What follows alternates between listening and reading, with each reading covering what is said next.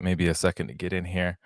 But while we're doing that, we're gonna read through some of our super sponsors. Welcome to actually, I should probably start out with this. Welcome to the Artisans of Steel podcast. So this is a conversation podcast where I talk with some of the best knife makers, honestly, of our modern times. Um, this year, this month, I'm going to be talking to Mr. Joshua Smith, or Joshua Smith. I'm so sorry, Josh Prince. I'm going to be talking to Josh Prince. I talked to Josh Smith last month, so sorry. God, I feel terrible. All right, and my brain's still waking up. So anyhow, we're talking to Josh Prince. He is an incredibly talented and creative person in general, and the what he's bringing to knife making has been so incredibly creative and definitely outside of the box and outside of a traditional approach. I'm excited to get into the conversation with him about all of his work and some of his background. And then, but I want to start off by talking about some of our super sponsors. Also in the chat, if you guys want to jump in and say what's up and say where you're from and who's here, I see Michael Poor is in the house. Top of the morning to you as well, my friend. All right, so our first super sponsor is Michael Poor. He's Red Dragon Forge on Instagram. Go check him out. He's a great guy, talented cook, and great knife maker. And he's local to me, so we're still working. We got to work at something out. um maybe August, Mike. August is looking pretty clear for me. um or I guess part of August and part of July. So we'll talk about something. All right. And then next we have Mr. Gabe Fletcher. He is Anchorage Brewing Company on Instagram. He is, or I guess I think they're abbreviated. Sorry, let me just pull these in right here. He is, yeah, Anchorage Brewing on Instagram. He is a talented brewer. I'm actually getting ready to cruise up to Anchorage in a couple weeks to go work with him. We're doing some beer collaboration stuff as well as some knife work. It's going to be fun.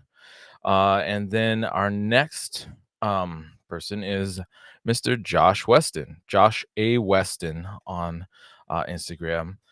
You go check out their page. They just got these really cool. What are they? They're like these dragon forges. I think they're building another one. I kind of want one of these dragon forges really bad. They're so cool, and the sculptural work around them is super rad. So go check out Josh on Instagram at Josh A. Weston. Next, we have Kari Rakonen at Rocco Knives. He's been doing a lot of kind of like tutorial stuff lately. It's pretty neat to kind of just share his approach on some of the aspects of his knife making. And so go check him out on Instagram at Rocco, Rahko Knives. Next is Aidan McKinnon of Cutthroat Australia. If you don't know Cutthroat Australia already, go follow them. They do some really creative stuff. Aiden is a great guy, and it's just a really fun follow. And he's a super talented marketing guy too. It'd be great to get him in here and talk about kind of marketing and business from kind of a more of a marketing background, because I think that's what he went to school for. And then we have Maritime Knife Supply, Maritime Knife Supply on Instagram. Maritime Knife Supply. And then also you can go find him on maritimenifesupply.com. And I know it's not tied to this podcast, but if you use Knife Talk 10, when you, or wait, not Knife Talk 10, they have discounts like on belts and stuff when you buy packs of 10 and stuff like that. And so you can save. It's a great resource, especially if you're a Canadian maker. I almost said Canadian bacon. If you're a Canadian maker, um, and yeah, and if you're in the US, you can save a little bit because of the exchange rate. So again, go check him out, Maritime Knife Supply on Instagram. And then next we have Mr. Russell Tinsley of Oozlefinch Brewing Co. Let me just double check that handle. But Russell is a newer maker, and he's been doing some really cool stuff and having some fun. You can also find him on Instagram at Can't Make Knives. and it is Ouzelfinch beers. They make some really delicious beers. He sent me a little sample pack, and they're pretty incredible, especially their different sours. Super tasty stuff. And then we have Mr. Eric McWright at McWright Handmade on Instagram. Another great talented maker, definitely a solid follow. He's doing some really cool stuff, and he does all kinds of stuff. He makes folders, he makes hunters, he makes chef's knives, he makes bowies. He's a really solid maker all around, and he's been winning all kinds of awards over the last few years for it. And honestly, he's kind of a newer maker as well. I think he's been doing it for about 7 years or so. And so yeah, definitely go give him a follow. He's a solid guy to gain some inspiration and knowledge from, and just he's got a good style. So go check him out. And then finally, we have Mr. Brian Hennekamp of Tortuga Blade Works on Instagram, and he is another maker that's local to me. He's just north of Seattle. He's another guy I'd love to get together and hang out with. And so maybe I should try to get together. I'm curious what people would think about doing a kind of a small Patreon get together at my shop. I know it'll be limited to the people that are probably most local to me. But it'd be fun. I have a pizza oven. We can get some pizza slinging. We can have the forge going and do a tiny little tour because I have a tiny little shop. It's only about 600 square feet. But we'd have a good time. There's space for it. And I think it'd be a lot of fun. So without further ado, let's get in to the podcast. I would like to introduce Mr. not Josh Prince or Smith, not Josh Prince, of Prince Works Forge on Instagram. Josh, I first met you, Josh. Let's see. We had been talking for a while, back and forth a little bit on Instagram. And then I first met you when I was still living in Connecticut, teaching teaching a kind of like a seminar class at Dragon's Breath Forge. That's right. Around Damascus making, and it was great to finally meet you in person. You brought all kinds of fun. You brought like a T-shirt and a coin and all kinds of fun stuff to share. And yeah, it's been great to kind of watch you take the little bit that you learned at that and really run with it. And I think the thing that a lot of people would really appreciate and understand and admire, I guess, about your work, if they're not following you already and aren't already familiar with your work, is just kind of the unconventional welding processes that you're using. You're doing a mix of kind of old school and new school stuff, but most of the stuff, honestly, you're also kind of making up. Whenever I talk to people about your work, I tell them that you paint with steel.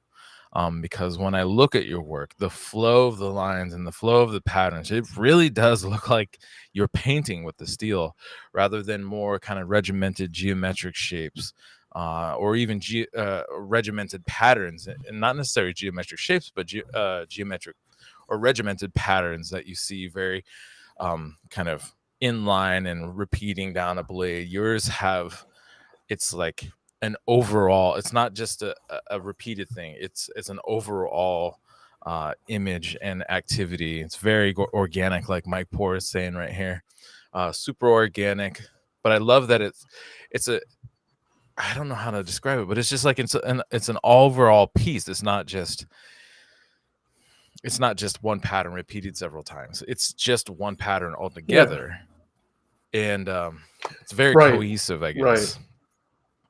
Yeah, I'm always going for that story. Like, what kind of story can I tell with what I'm doing, and try to make it cohesive. But no, thanks a lot. Thanks for your observations. Yeah, it was. I mean, it's been a few years now, but that was my introduction. Like, meeting you in that class was very formative to a lot of the understanding the idea about tile work and how to create a pattern, shrink the pattern, and then inflate it again. So that idea, those concepts that you use to really describe what you're doing, really sat in my sort of subconscious and really affected from there. And true to what you say, like every time I learn a new technique, like a new blacksmithing technique, Yeah.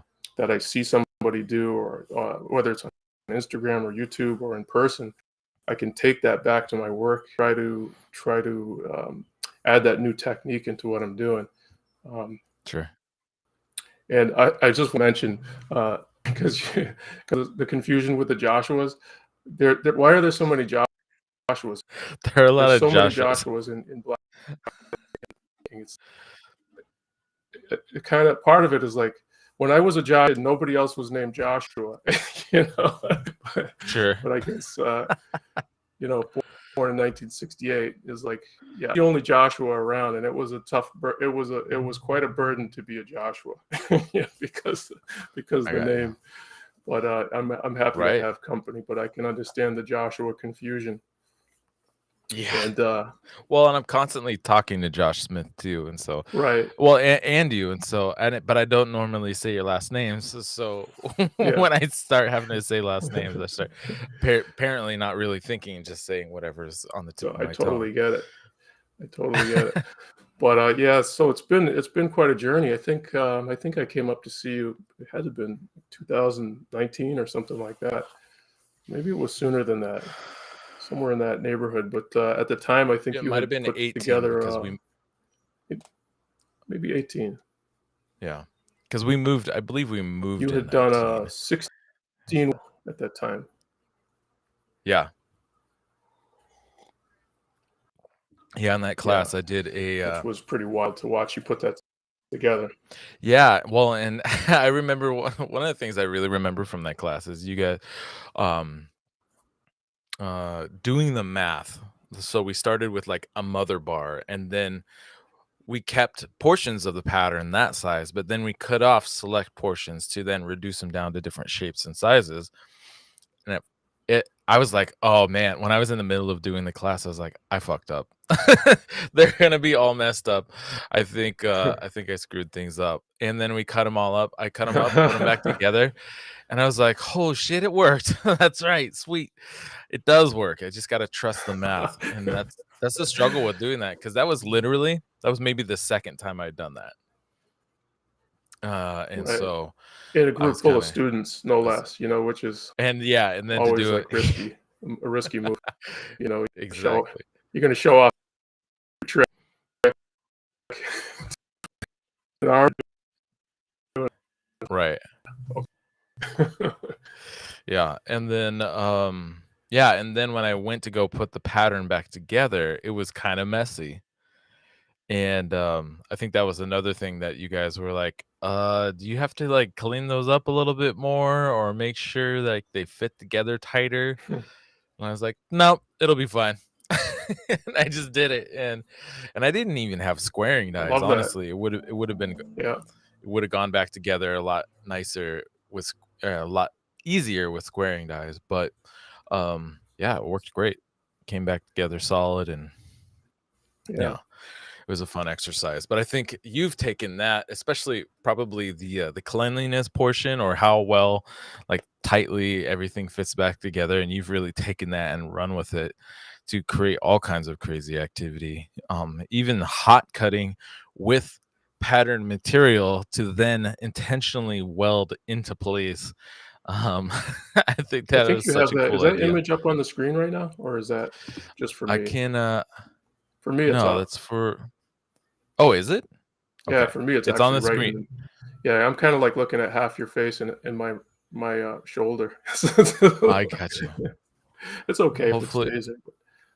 yeah, so it's up right now, and but you can see where you start with a standard stack, you reduce it, restack it, you have your patterned wedge ready, Okay. and then you hot cut it, and then you just leave it, and then you create a a portion that fits on top to encapsulate it, and then you tile it from there. Let's see if Actually, I'm doing it differently now. The cap. Yeah, I'm actually just driving. I call it the implant because it reminded me of the implants I got in my jaw. I oh got wow. four teeth put in like when I was in my 30s.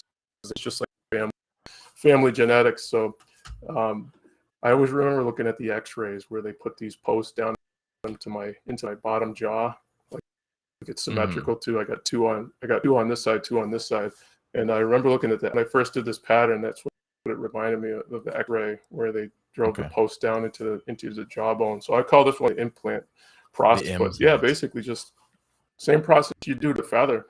Yeah, you just drop that wedge in there. It's like you were going to feather the billet, and then you Right. just leave it. And really quickly just flop it on its side and press it in. So actually not even doing the cap anymore. I'm just doing the wedge, and then either stopping and doing some additional process to it, or just continuing right on with the forge welding. Um, Sure. you just got to make sure with that process that the top is real clean, which is, well, I still do use flux on occasion, and that's one of the uses. The Sure. great use for flux is I dust the top, put it in, bring it up to screaming hot, and brush it, and then immediately go and drop the wedge in, and Sure. then you're pretty assured that you've got a nice clean top, Yeah. and any inclusions in there. Hopefully they're not flux, because that would be the kiss of death. But any sort of scale that forms, Sure. Yeah, as you're yeah, yeah. driving it in there, you're good. Yeah, and that's a good use for flux, and I think a lot of people I occasionally use flux as well, but I have noticed, and I feel like there is more room for people to use flux in that manner, that exact manner that you were talking about. Not about necessarily making, like, encapsulating the material basically and then welding it, but to Mhm. just hot clean a surface. Absolutely. Yeah, no Yeah, doubt. super. Yeah, it is it is There's fucking flux, and messy. then also just, taking an angle grind. Like, it is messy, and it's a little terrifying, 'cause it It's splatters just everywhere. basically glass, right? It's glass, yeah, Yeah. spraying everywhere. The other thing I like to do is hot, angle grinding while hot, or any kind of grinding while hot. You could use your I guess you could in your grinder. I prefer just to use an angle grinder, and I've seen, other makers do it, but it's a great opportunity if you need to really quickly clean something up. And oftentimes with that process, Sure. I'll do that. I'll take it out, hit it with the angle grinder, dust it with flux, put it back in, just to be sure, because you never know. Mhm. Sometimes Yeah. the scale can be stubborn.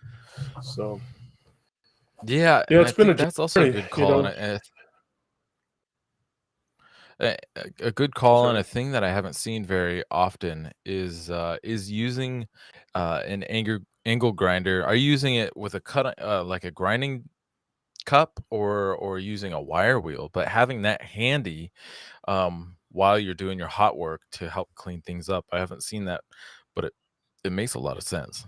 I actually am like, maybe I should Yeah. start doing that.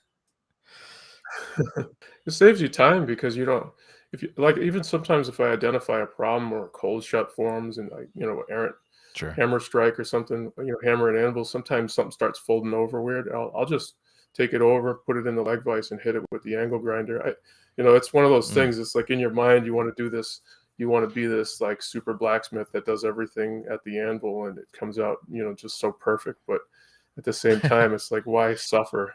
And why add time to the process when you can just take it over and hit it with Yeah, the angle grinder, and then keep that heat, keep that fire going, and keep that momentum of right. work flowing, rather than stopping and kind of feeling like, oh geez, I screwed up, and got to shut everything down and wait till everything cools off. So For sure. yeah. Um, so I part of the reason that I wanted you to have be on the podcast is not only because um you are such a talented maker, but because you're also part of the calendar, and my calendar, the Artisans of Steel calendar, and this year's calendar, in fact. And this year's calendar, the theme, this is the first year I had a theme, and it was kind of like the pioneers and innovators, modern innovators of Damascus. And that is one of the reasons I pulled you in here, because there are great pioneers like Steve Schwarzer and Don Fogg and those guys that have helped laid the work for laid the path for us. But then we are kind of like a newer generation, who are starting to just take those concepts and kind of like, I almost want to say bastardize them, but I feel like that has a really negative connotation, but we're really like turning them on their head. and twisting them and doing all kinds of crazy other stuff Yeah. with them now. And I don't know if, because I feel like obviously the technology and the tools that we have available to us hasn't really changed. I think the only thing that maybe has changed in general is just our understanding of how to get material to stick together. And with a greater understanding of how to get the material to stick together, um, that has created a lot of freedom. Especially, I mean, I love one of the big reasons I love following your work is not only because of its high level of creativity, but you are incredibly willing to fucking take some chances. And I see stuff that you got to stick together. I'm like, I would have been so nervous, and maybe you were super nervous about some of the processes, but you're just like I feel like you were just like, fuck it, we're gonna try this. It's got to work. Yeah. I always think it's going to work, even though but I go into it thinking this is going to work. And I know that's, I've talked about before, but I think if you don't have the confidence, even if it's not unfounded confidence, sometimes you don't have that confidence from want to do. Yeah. So absolutely. And as far as, when somebody creates something, like you mentioned, some of the greats, some of the people whose work currently building, you create something that is sort of precious. Somebody, it's like your baby, and then somebody like you said, and takes it in a new direction. I think we have to be willing to let that go too. There's things I've done, and I see people are taking certain elements and taking it in a new direction. That's part of their journey, not part of mine. I'll keep doing the novel things and trying to find new ways to keep it interesting for me, or give increased to execute my idea. And that's what it's all about, learning and synthesizing. As maybe I feel like I'm kind of synthesizing information, whether it's about science or information about blacksmithing, or information that comes over from past experiences I've had with woodworking patterns, or mechanical processes that are involved in woodworking. A lot of this stuff is relevant to what I'm doing, and I think what we do as makers at our best is synthesize from different disciplines or different art forms, and try to bring that into whatever we're doing. And for me, knife making has been really a great place to put my ideas. And I've always liked to do things the most difficult possible way, which is strange.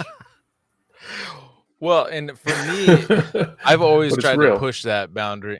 Yeah, for sure. I've always tried to push that boundary in a way, because I'm constantly trying to make my work stand apart. But I think there's dancing on that edge of failure is really important, because and keeping in mind that, because you were talking about, you take this time, you create this thing, and it becomes kind of precious. So dancing on the edge of failure and the potential that you might completely destroy something, actually, whether it's success, I mean, obviously if it's successful, then you can turn around and sell it and you can continue to make a living. But if you fail, there's also, if you're paying attention, close enough attention, there's still success available for you in there, because there's always a lesson to learn. And a lot of my understanding that I have around my pattern making has come from the failures, and trying to understand, I was trying to do this thing and it ended up with this thing. What happened in between to create that activity? And by puzzling that out and working that out, I've developed a great understanding, a really strong understanding of how material moves, material flow. And that's kind of led to where I'm able to either look at a pattern and reverse engineer, or predict, if like, so I feel like a lot of people used to just kind of, and probably honestly still, shoot from the hip. They're like, I'm going to take a stack and it's going to have this kind of organization. I'm going to forge it down and forge it on the bias. And then I'm going to twist it. And then I'm going to ladder it. And after I ladder, I'm going to stack it up again and then forge it on the bias again. And then I'm going to tile it. And I'm like, yeah, what's that going to look like? And they're like, well, I think it's gonna look pretty Cool. cool. I was like, well, what does it look like? And they're like, I don't know. I just it's and so for them, it's like all of that sounds really cool, and it does. It sounds really cool, and they create all this crazy activity. But when you don't have the ability to kind of foresee what's gonna happen, you can spend a lot of time doing all those processes and get to the end and be like, It's mud. That sucks. That sucks. Wow, It's a I different just kind of spent risk. all that Yeah. time yeah, for sure. You mentioned your woodworking background, and I wanna thank you because you, along with some steel, we've been talking about doing a collaboration for a long time, and I apologize for the delay on my end. Oh, these Uh, things take years sometimes, honestly, you know? I appreciate your patience Yeah. and understanding, um, but along with that steel, you sent some great stuff. You sent a book about woodworking, um, and that I've actually read some to my son, and he loves it. I think that's so And cool that you read to 'em. Yeah. yeah, he loves it. It's amazing. He's only 5, but he sits and listens to chapter books. He Yeah. doesn't necessarily. I mean, most of the chapter books have maybe a couple pictures in them every once in a while, but he can just sit there and listen and take it in really well. But you also sent a really cool puzzle, and what's interesting is the first thing I did when I saw that puzzle, I was like, "This is fucking cool," and then I Yeah. was like, "I'm gonna scramble it up," and then I didn't even solve it for him. I showed him the puzzle, and I showed him how, like, the general idea of trying to get them organized, and then a few days later, he had solved it. He'd got them all into the right place, and I was like, "What the fuck?" That makes you proud. Yeah, because I was like, Proud. "This would have been hard enough for me." I probably could have sat there and figured it out after a couple hours, but with his 5-year-old brain was able to kind of just play with it and work it out and figure it out. And so I like to take it and mix it up. These things we do are Like it's puzzles. all I like that you're talking about puzzles, because we yeah, do our puzzles, and that's part of what I really love about them. Like the puzzle of trying to get where you're going with the materials you have, that's one puzzle. sure. I mean, all the problems you face, that's all this stuff is like problem solving, and I think I relate it back to puzzles, and even at the end when you look at a pattern, someone else's pattern, it's still kind of that puzzle, that thinking about it in terms of a puzzle, how to decipher it, how to resolve it, what Yeah. are the components that went into it, how did the person get to that place. Yeah. um, Not in the spirit of like copying necessarily, just trying to, in the spirit of like No. understanding, and Right. yeah, maybe taking some elements and saying, let I could use that, or maybe I can't use that. That's really the best thing you could do with someone else's baby. I mean, Which is their exact concept, is take that in a new direction. and that's a game I love to play, and that's honestly why I started I think I can't remember, like maybe 20 weeks of the Pattern Welded Wednesdays.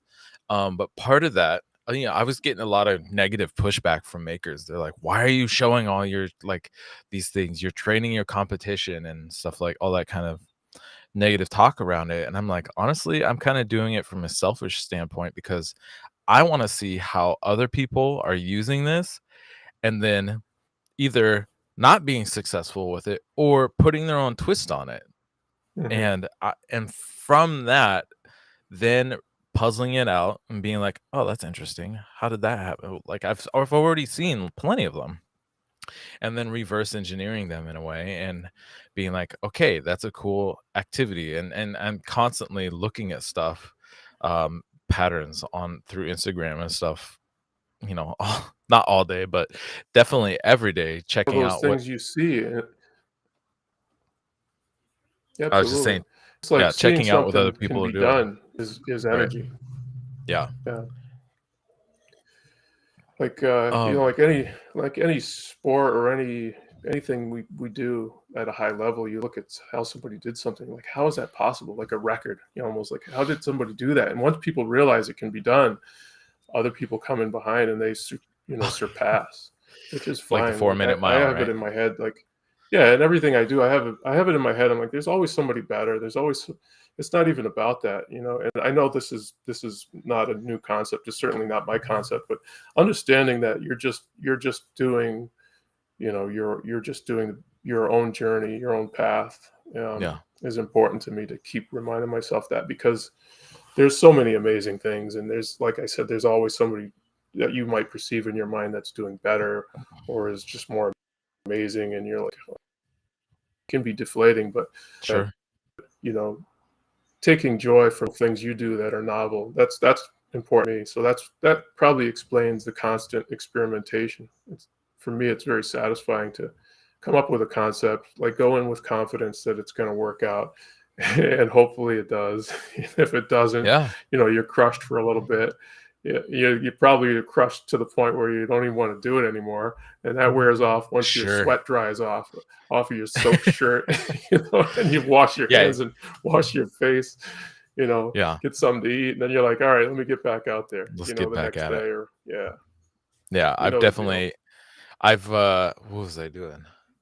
I've been playing with these ancient patterns that came from ancient Rome, from Rome, like as Wow. early as the first century AD, and they are tiled mosaic pattern welded swords. And the swords were dated to, you know, that time period as early as, like I said, that maybe 50 AD. Um and but they were only unearthed back in the 1850s, and um and and still to this day, and nobody's been able to kind of decipher how these patterns were made. And I'm pretty confident that I've unlocked, there are like three key patterns, and Wow. I've unlocked the process for making those. And so I've been working on making material to forge out those blades, and I've gone exactly through that same process where I uh I've spent all this time making this material only to screw it up in the end. I just gotta drop everything, step away, take a Yeah. day off or whatever. Um, Now, does that information get relayed back to you know, the sort of the, I don't know if they're, what would be the discipline that covers that sort of thing? Archaeologists, I guess. yeah, Or is it, archaeologists. Yeah, does that information that you've been able to resolve the process go back to those people, person? kind of. I've been in the process of connecting with people who are still actively studying these things, and these kind of like these bog finds and stuff like that. And so yeah, so I've been working on getting connected with those people. These style swords are housed in several museums through Scandinavia and down into Germany. um but they were originally made during, at least during the Roman Empire, not necessarily by Romans, but more like Celts who Hmm. were absorbed into the Roman Empire, because basically the Roman Empire said basically join us or die, and so most of them opted to continue living, and so they became Roman, but they're still really Yeah. honestly the cultures that they were going in. They just called themselves Romans at that point and paid their taxes and all that, all that stuff. It's it's interesting that, like the common presumption, and probably I'm guilty of the same, is that people now like our capabilities of thought and mind are like are better or greater than they've ever been, and it's definitely not the case. Like the appreciation No, that ancient people had for so many things that we're just sure, clueless about. Like, I'll give you a quick example is, you know, I probably discovered like a couple of years ago that you can look out into the night sky and you can see Saturn, Jupiter, Venus, like on a daily basis, Mars. This right, is like something that we don't think about anymore. Like we understand, we right, know what the planets look like, but I don't think most people know you can just look out your, you know, at night you can just look out your Jupiter, uh, yeah. or Saturn. I Even mean, with obviously with a the good pair moon. of I'm not binoculars, talking about the right? constellations. Yeah, yeah, Yeah, you can actually see color if you have good right, binoculars, but just looking up. You know, people. I think we just don't look up. That sense of wonder about the natural environment just is kind of gone away. And we kind of, like I said, we presume that we know more now because we're modern and we have technology. We know more than the ancient people.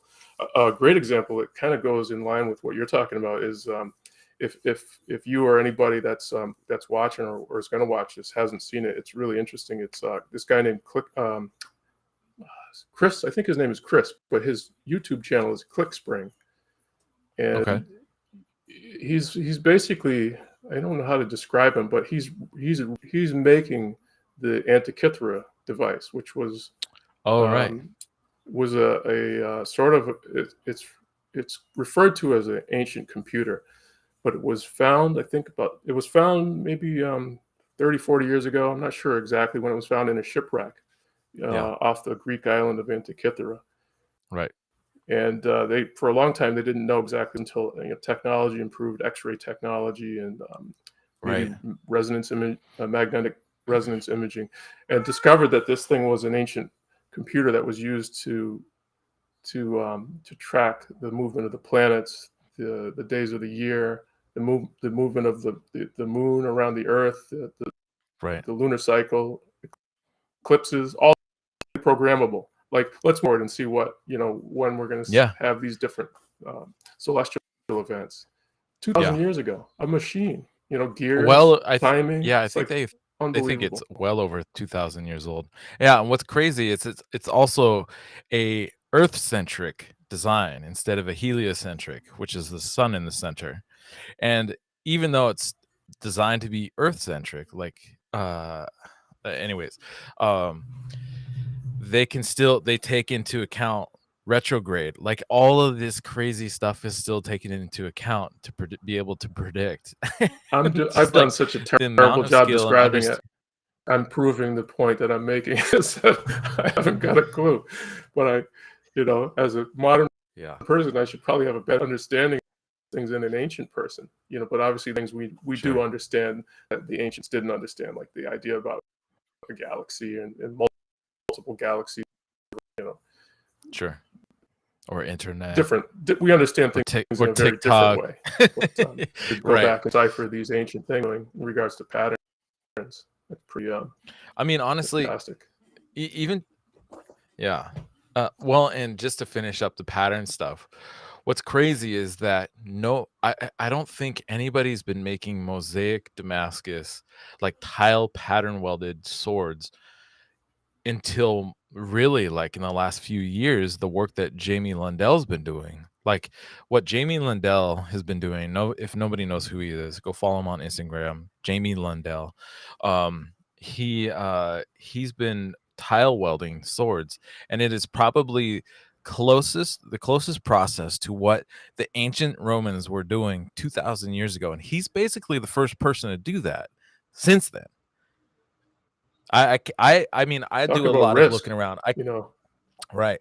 I've been doing a lot of looking around and for over the years, and I don't know. I don't know, and I don't see everything, but as far as my knowledge and understanding goes, he's basically the first person to really be doing that, especially on a regular basis.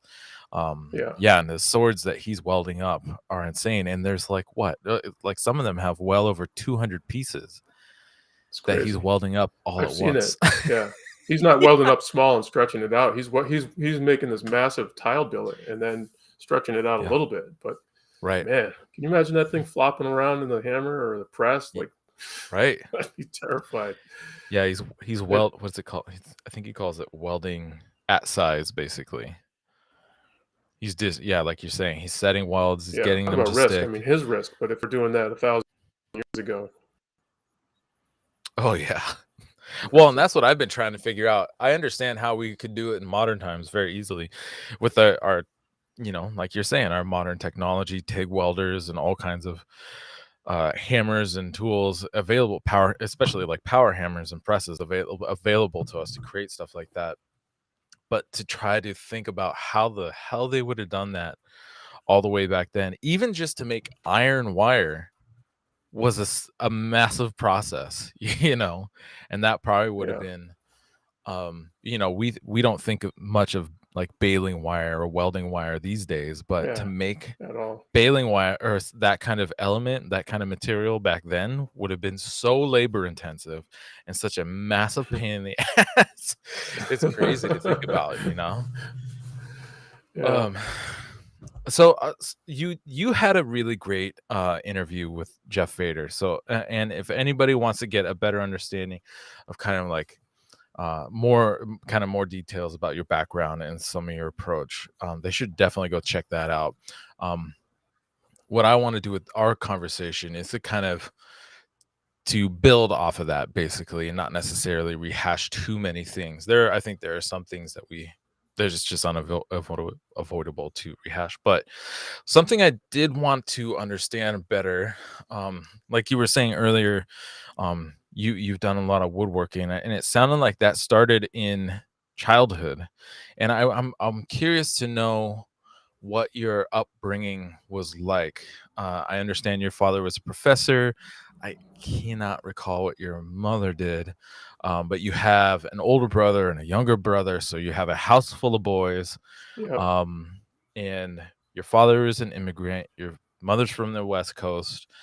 They met in Brooklyn, and but what was it like growing up in that household? What was everybody Yeah. doing? Was it just constant chaos, but also fun, or um, Yeah. yeah, I'd be curious to It's understand a yeah, little bit more what it's your hard to upbringing was like. describe, yeah, exactly what it Sure, was like, but, yeah, both artists. My father was a professor, and my mother actually also was teaching art and, retired from teaching.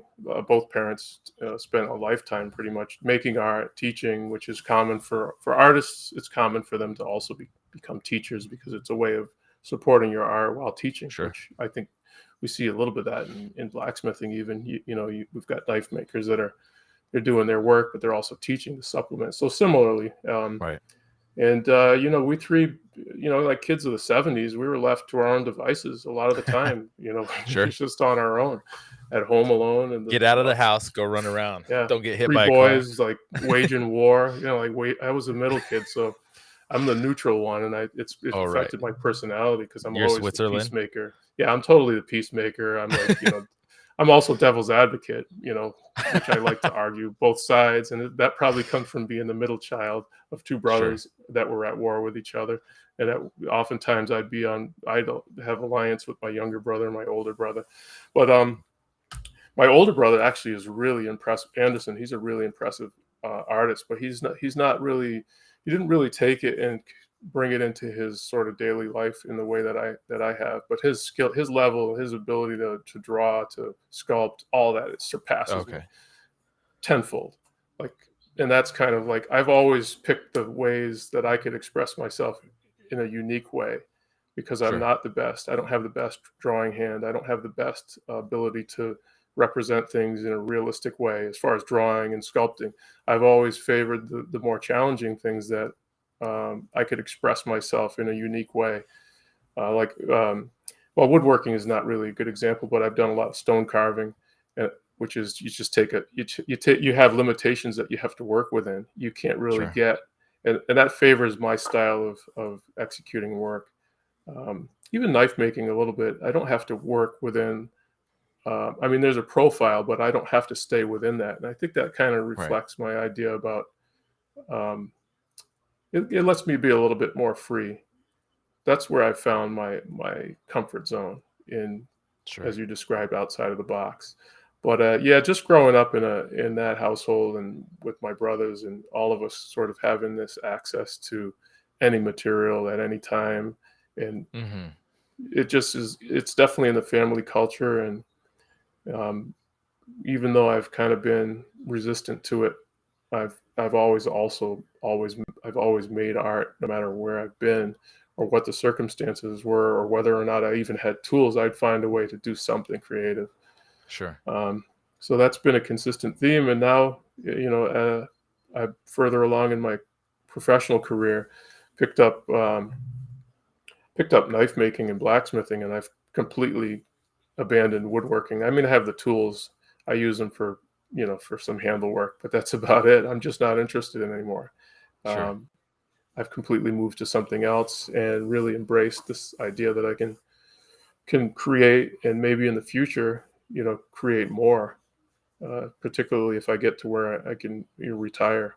I don't have any Right. intentions of leaving my sort of job, but Right. look into the future. It's definitely something I want to do more and more. The knife making is definitely taking over a lot of my Right. time and attention and my interests. So I'm embracing it, which was, I guess, inevitable. You know, Sure. Wha- something that Uh, feeds your spirit, like your creativity is. It's hard to it's hard to resist. It's undeniable. yeah. Woodworking also from I mean, I don't know if woodworking was the first kind of creative outlet for you, but for me it was kind of my first creative. I did some drawing and whatever, like, and coloring and stuff as a kid. And it turned like I think it was in 4th grade. It actually turned out I was a pretty good drawer of things. But I never really did much with it, honestly. But it was woodworking that really kind of gave me an outlet and a way to be more creative in building things. I always called Hmm. myself a copy machine because I can look at most anything and I can just draw it out. Um, Like to but it scale, was, proportions, and everything like that. yeah, yeah. I mean, not necessarily like exact photorealistic, but um, I'm looking at a whole roll top desk right here, and I could sit back and, give me a couple hours, I could sketch the whole desk up, and it would look representative of the desk, and you'd be able to identify all the different Hmm. stuff. Um, I used to do some portrait stuff. I used to do animals and just sketching and drawing all kinds of stuff. It's helped me nowadays with kind of planning and creating designs for knives, but I don't really use it anymore. It's the creative and creating and kind of I refer to it as sculpting because anytime I feel like Hmm. you're taking material and you're removing material to create shapes and to create dimensional materials and putting them together and stuff, to me that feels like sculpture. And maybe that's me just trying to Absolutely. build it up so it sounds more fancy. But um, No, I treat everything I do as a sculpture. sure, 100%. yeah, Yeah, and when I fail, it fails. When I feel like I failed, it's because it fails as a cohesive sculpture. Usually, I see. like there's something if there's something I don't like about it, it usually has to do with sculptural considerations, like the way the lines move together, and you're taking Sure, all that into consideration in your work. And I think that's the most successful work that I see out there um, is really taking all those things into consideration to the sure, extent you can. Like there's things right, we'd like to do in knife making that can't be done because it would just be an extraordinary use time, and the mechanical connections would be more problematic. So there are yeah, things we can't do, and that have a little bit of an out to the ideal shape that yeah, I'd like to deliver. But definitely considering things as sculpture is sure. is is what I was is what I'm doing. Yeah. Yeah. And for me, and I'd be curious to know if this is the same for you. For me, in the woodworking, I remember specifically being in 8th grade in woodworking class, and my mom showed me a picture of what was like a sofa table, which is a kind of a narrow but long table that usually sits behind a sofa or something like that. And it's got like maybe it's got some Hmm. cabinets and you can store stuff in it and whatnot. But mostly you keep stuff on top of it, whatever. But it was just a photograph from like Good Housekeeping or something like that. And based on my understanding of woodworking and the tools I knew I had available to me in the shop, I basically that was kind of the first time I kind of reverse engineered something Hmm. and I drew up and figured out all the plans, and I took it to my shop teacher, and there were really only just like a couple of things that were missing um for making the plans work, and then I set off and I started building it. But that was kind of for me that was I feel like that was kind of a turning point, or I don't know. I feel like I keep seeing these posts on Instagrams about creating core memories, and that is definitely a core memory for me. And one of the first times I really remember reverse engineering something, but then making the design my own, and then it working. And so I I've never been much of a puzzler, but that form of puzzling Yeah. things out has always been something. And honestly, like woodwork, there's a lot of crazy stuff that people do in woodworking. You look at Oh and my you're God, like, it's unbelievable. Yeah. how the fuck did that happen? Why? Not only because it's confusing and complicated, or maybe it's overly simple and it looks complicated, but the limitations of even just the material that people are Yeah. working with and what they're able to create, and you're like, how does that even work? And that's Yeah. what I try to do when I design my patterns anymore these days, is to create this illusion of complexity when really I'm just making the material move in a way that's honestly just unconventional, and Mhm. or that people haven't seen very much, and also to create a way for the material to flow into itself in a way that it looks like a continuation, kind of like with the double Yeah, helix patterns and stuff like that.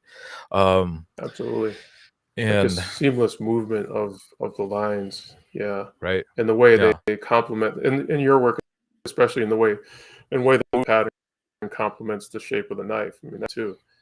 That's been sure, very important to me. Is like, is this cohesive in the way you just style? And you could tell, I can tell that you really take that into consideration, and that like the ideas about expansion, right, inflation, and all those things are things, um, as much as I can, not 100%, but usually if the pattern sure, allows it, you want to take advantage of those that involve yeah, the forging of the material, and how you yeah. get the material in the position you want it, and how that's going to affect the pattern. Yeah, I It's love thinking interesting. about I've all that heard, stuff. That's puzzling. Like yeah, I was just gonna add like I like don't like Sudoku, something. but I like other types of puzzles. So you got to Sure. find your puzzle Right, that gets you excited. Sorry. for sure. No, you're good, you're good. Yeah, I think one of the things I remember somebody telling me is like, you got to let go of some of the stuff and just let the art happen. And to me, I, d- Mhm. and I guess maybe it's more of a craftsman thing rather than an artist thing.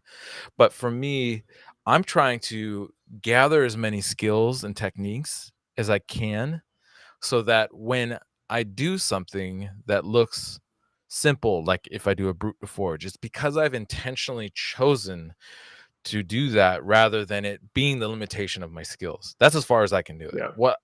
But that's not my reality. I can obviously go way beyond that.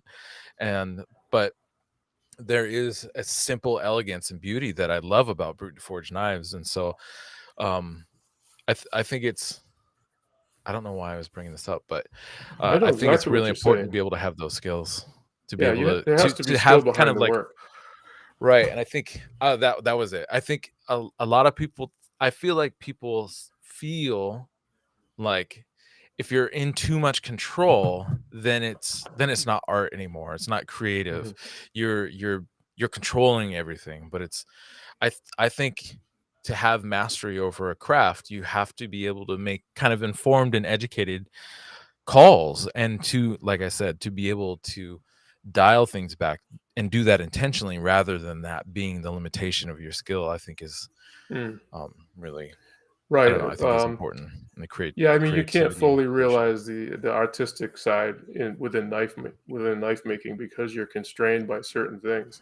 So Sure. you can never have absolute freedom. So we're talking about how much artistic process can you put into something that is ultimately constrained. It's Yeah. constrained by function. It's constrained by dimensions.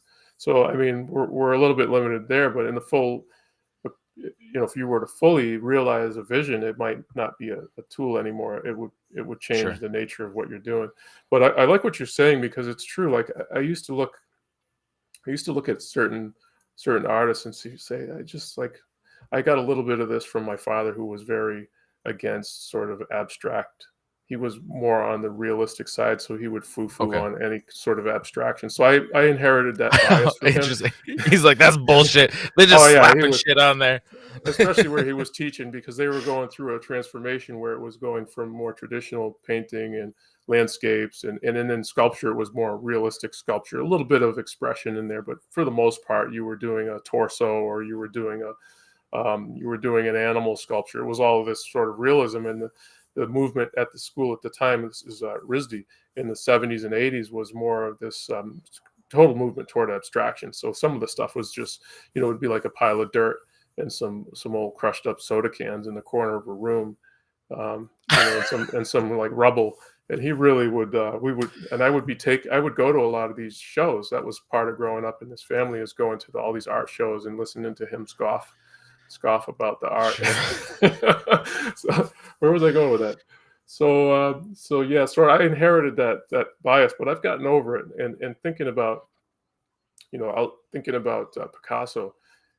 I don't know a lot about, I don't have a huge art vocabulary, even though I grew up in it. I Sure. don't know a lot about artists, but I think about Picasso in particular because, everyone knows the work, and you look at it and you're like, when you're, especially when I was younger, I'd look at it and I just didn't really appreciate the idea or what he was trying to express with this idea of cubism and seeing Right. the same object from multiple angles but simultaneously. But it's ingenious, and he was a classically trained artist, and you Sure. talk about skill. He had an immense amount of skill as a traditionally trained artist. You could do realistic portraiture from a model, and represent that exactly, but that's so boring. uh, Sure. and that's kind of, I guess, for me, it I think about everything in that way, is like, yeah, I can do that, but I can also do something that's a little bit more interesting, and always try to bring that to what I'm doing. Yeah. Well, and your Yeah. personal expression, your personal style, I think is really important. And I think that's a perfect example. The Picasso is a perfect example. And I actually honestly feel the same way. When I first saw Picasso stuff for a Yeah. long time, and honestly, for a long time, I was looking at the overall piece and I was like, that's just a fucking mess. But then when Right. you start to break it down and look at the different way, like the choices you have to, the forethought for the different Hmm. choices, I was just, then you start to look at it and you're like, holy fuck, like where do you even start? Hmm.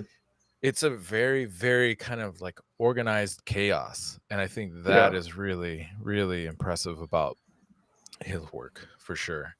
it, yeah, like anything that's really appreciated is, it's got to be a little bit, it's got to raise those kind of feelings in you, where Sure. people just look at it, they don't understand it. I mean, that's part of making something that's worthy, I suppose. Yeah. um,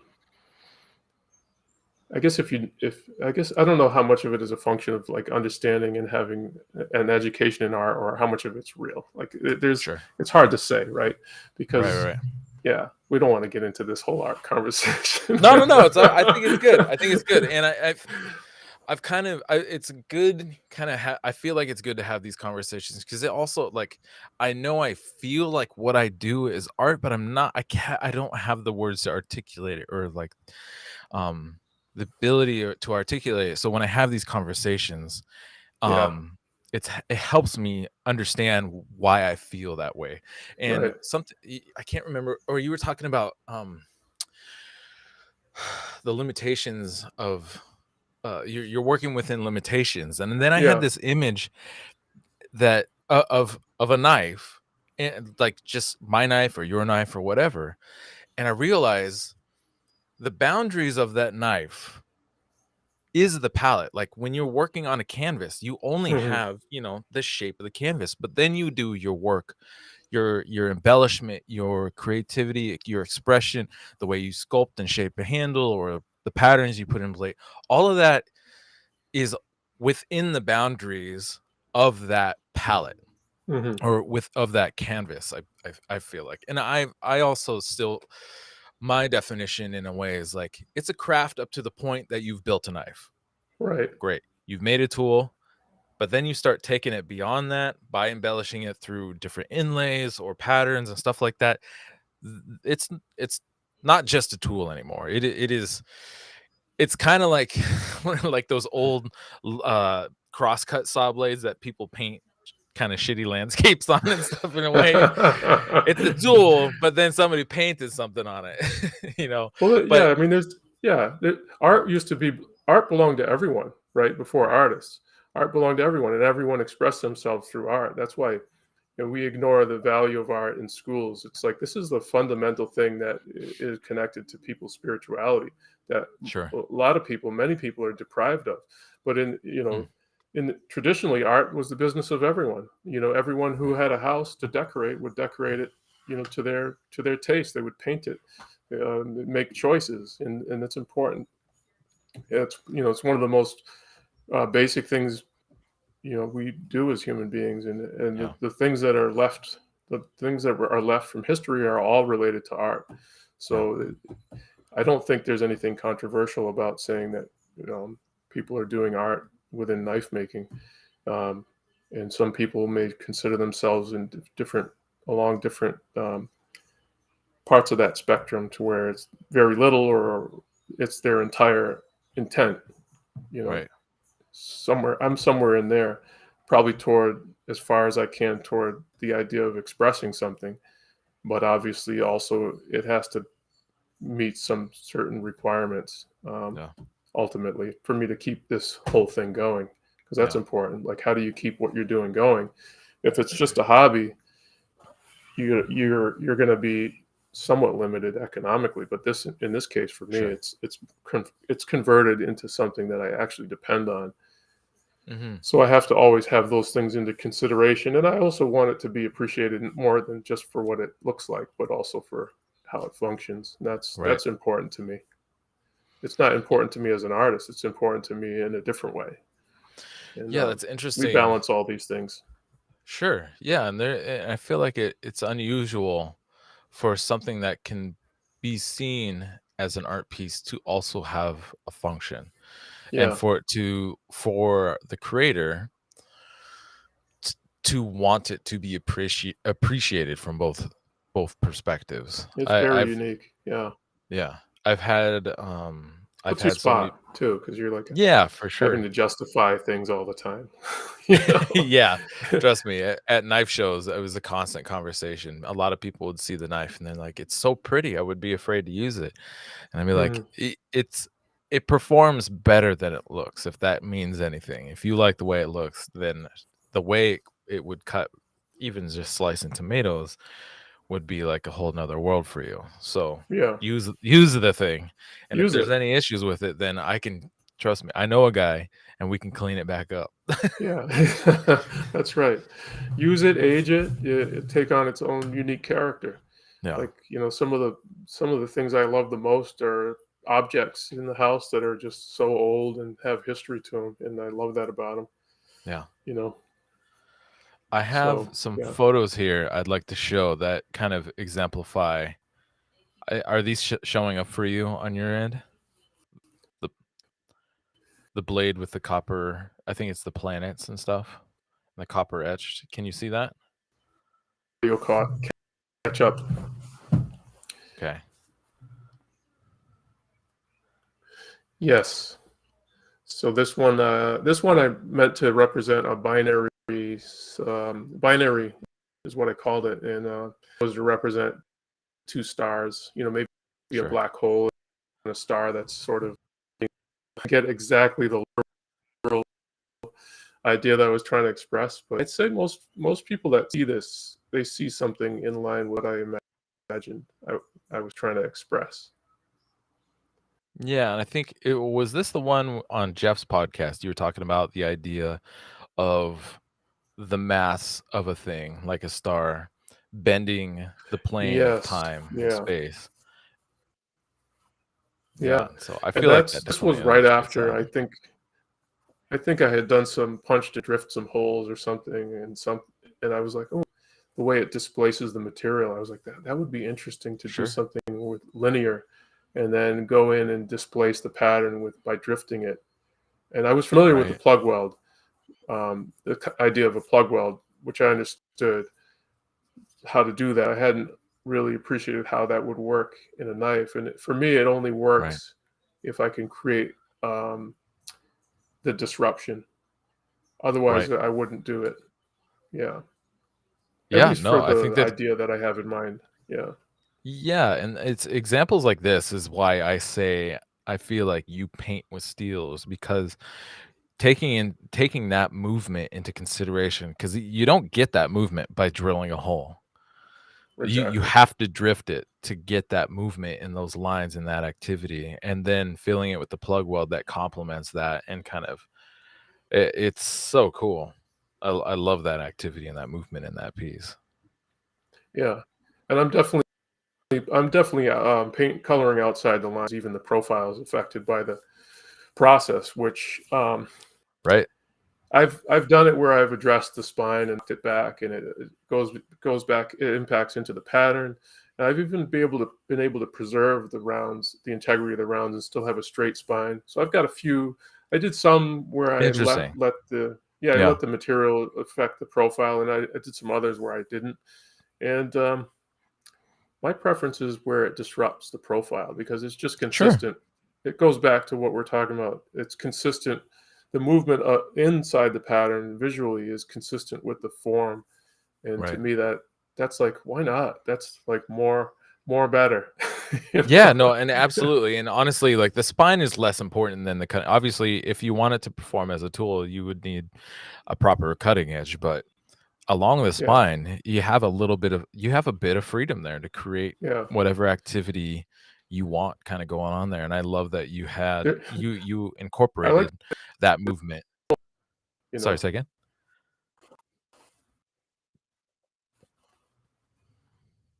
Oh, I was saying there's a I normal. missed There's that last always a part. normal knife in there somewhere. Sure. I have another one I wanna pull up and show you or share with people. This is another one. It looks I think it's, stacked crushed W's that have maybe been laddered in a way. Are you seeing that one yet? And you also have a pommel, Let's accent have a look. at the butt of the handle. Oh yeah, yes. What did I do? Yeah, it's two explosions, but I used at the center of the explosion outside, and I stacked them up, one on top of Oh, the other. nice. And because this is stainless, I was terrified of the idea of doing tiles, so I did an Sure. accordion cut along the length of it and stretched it out. So the explosion occurs in the center, kind of, and then sort of a half explosion on the top and bottom. In this case, I was just trying to work with material and get the most visual activity out of it as I possibly could, not necessarily in pursuit of a concept. But again, Okay. the material in this case was, I had to work within the limitations of stainless for me, which I'm still very limited in terms of, really coming up with a concept and expressing it. I'm not sure if that's going to happen for me in the, in the short term or ever with that particular Sure. material. Um, and then just repeated it at the back of the handle with a piece that I had. Yeah, that's that's as much as I've been able to do with stainless, which I'm pretty happy with, to be honest with you. I I would be happy about that as well, and I would love to talk to you more about your stainless. So you've been doing a lot of experiments with welding and forging and creating Damascus patterns with stainless. How long ago did you start that process, and how has that journey Hmm. been for you? I'm gonna say I started maybe 2 years ago, maybe two and a half, and it's gone really, like, I think it's the case for everyone who goes down that path, is it's gone terrible. Um, it's been painful, and a lot of losses, and not always a lot of learning to go along with those losses because you Sure. don't necessarily know what you did. So it's been Right. slow going, and the biggest jump for me in understanding the material is understanding that it's not carbon steel. It is nothing. Is everything I was doing in regards to carbon steel, you forget Right. it. It's not even the same material. It might as well be, it's like like the woodworking, like it's comparing woodworking to blacksmithing. They're not even the same. Sure. And this Right. in this regard, that it's within it's metal, but it doesn't nothing about it says all the procedures and stuff that you would use. Everything it takes 3 times longer. The Oh, material yeah. is 3 times harder. Yeah. The loss scrap rate is everything is threefold. You know, Right. just the time and the temperature to get anything done is if it takes you, if you can weld up a big carbon steel billet and bring it up, soak it, and start welding it. Maybe you're done. You got the bar after an hour and a half. This is going to be like Yeah. 3.5 hours. To do At the same least. thing. Right. Yeah. Yeah. So it's been rough, but I'm determined to stick to it. It's been 2.5 years, but I'll say I'll do it, and then I'll stop for 6 months, and Mhm. I won't touch it again for 6 months. And then I'll go back and I'll try it again. And I got about I must have about 30 pounds of in a bucket, just It's stuff, chunks, big chunks, little chunks. it sounds like paperweights or Oh, bookends waiting to happen. yeah, yeah. And you're never really out of the woods with it. Um, Sure. so that's been interesting. And then forging on mono steel has been more satisfying, like just AEBL. Sure. I saw Nick Rossi do it, and I was like, shit, that can be done. Like, had no idea. I was like, I tried Oh, that yeah. right away, and so I've Right. been messing around with that since then, since at least a couple of years, and that's nice. Actually, not too bad. Yeah. Um, Yeah, you especially know, once you have a grasp on kind of the temperature range you're looking for, yeah, and understanding your work time, and when it starts feeling stiff, like you just stop, which seems a lot earlier than and not just seems, it is a lot quicker than you've done a bit with or it, than and carbon. Yeah. the shortcut to it is Damasteel. If anybody wants to try stainless, you can just get a bar of Damasteel. But again, you're spending a good amount of money to take a pretty big risk on learning. Right. But there's really no way around it. If someone put in your lap everything they know about it, you're still just going to go out and ruin a bunch of material. For It's not sure. about secrets. It's about going through the process and Yeah. understanding what the limits are, how far it can move before it fails, which you won't Yeah. really know until you do it. And Yeah. it's no different from carbon steel. It's just a little bit of it's a much steeper hill, and there's a little less cowboy spirit in it, uh, Right.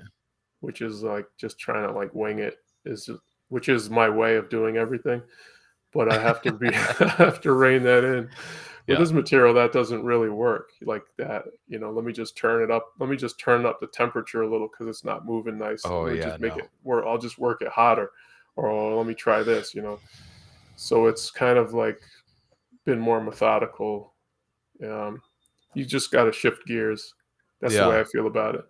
Trying to Yeah, come to grips with that mentally. for sure. Well, and I Yeah. think honestly, I do think, like, there's always gonna be a place for carbon steel. Obviously, Yeah. since there has basically always been a place for carbon steel That's right. Yeah. for hundreds of years. Yeah. But I do think that kind of it's funny because sometimes I refer to these like pattern welding and stuff and these different patterns and even just the materials we're working with is just like a flex, honestly, more than anything. I ref That's totally a flex. it's you're just all you're doing Check is flexing your this out. skill. Yeah, exactly. And so I do think moving in the Yeah. direction of stainless. In fact, I was talking to our friend Neil a couple years ago, and I was like, because Will Brigham had been doing such great work with stainless, and I'm like, honestly, Mhm. probably in the next 5-10 years, you're gonna see a lot more people doing stainless. It's gonna be massively expensive, Yeah. or and labor intensive, and the people that are gonna, I think, probably have the most success with doing it are gonna be people who have kind of the draw for their work to be able to kind of justify that extra time that goes into even just creating the material. I mean, honestly, even heat treating it and even like all everything just takes a lot more time. Everything. You know. Yeah, Yeah. everything. Are your steel It's combination, you're is it? right, and Oh, sorry. it's the same as Will. I Okay. basically followed what Will was doing. Yeah, And for sure. so he's been formative for me in terms of, like, again, what can be done with the material. Well, somebody shows you, I can do Right. this, and then you're like, well, if he can do it, then it can be done, right?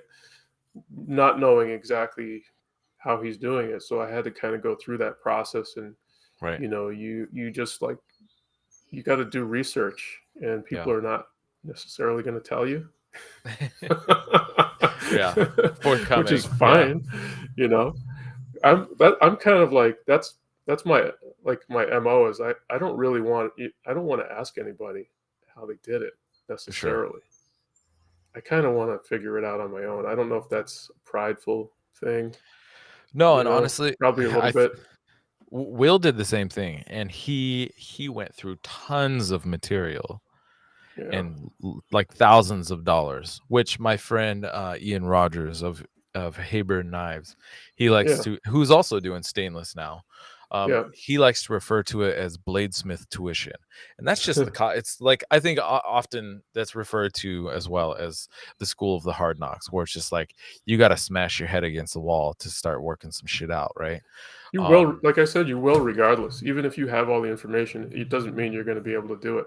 And once you yeah, do it, and it's a catastrophe, you're not going to go right on the heels of that and do it again. Like, there are people who do that, but that's not me. right. It was like 6 months later, I'd go back to it and say, Oh, you sure. know, I'll try it again. Yeah.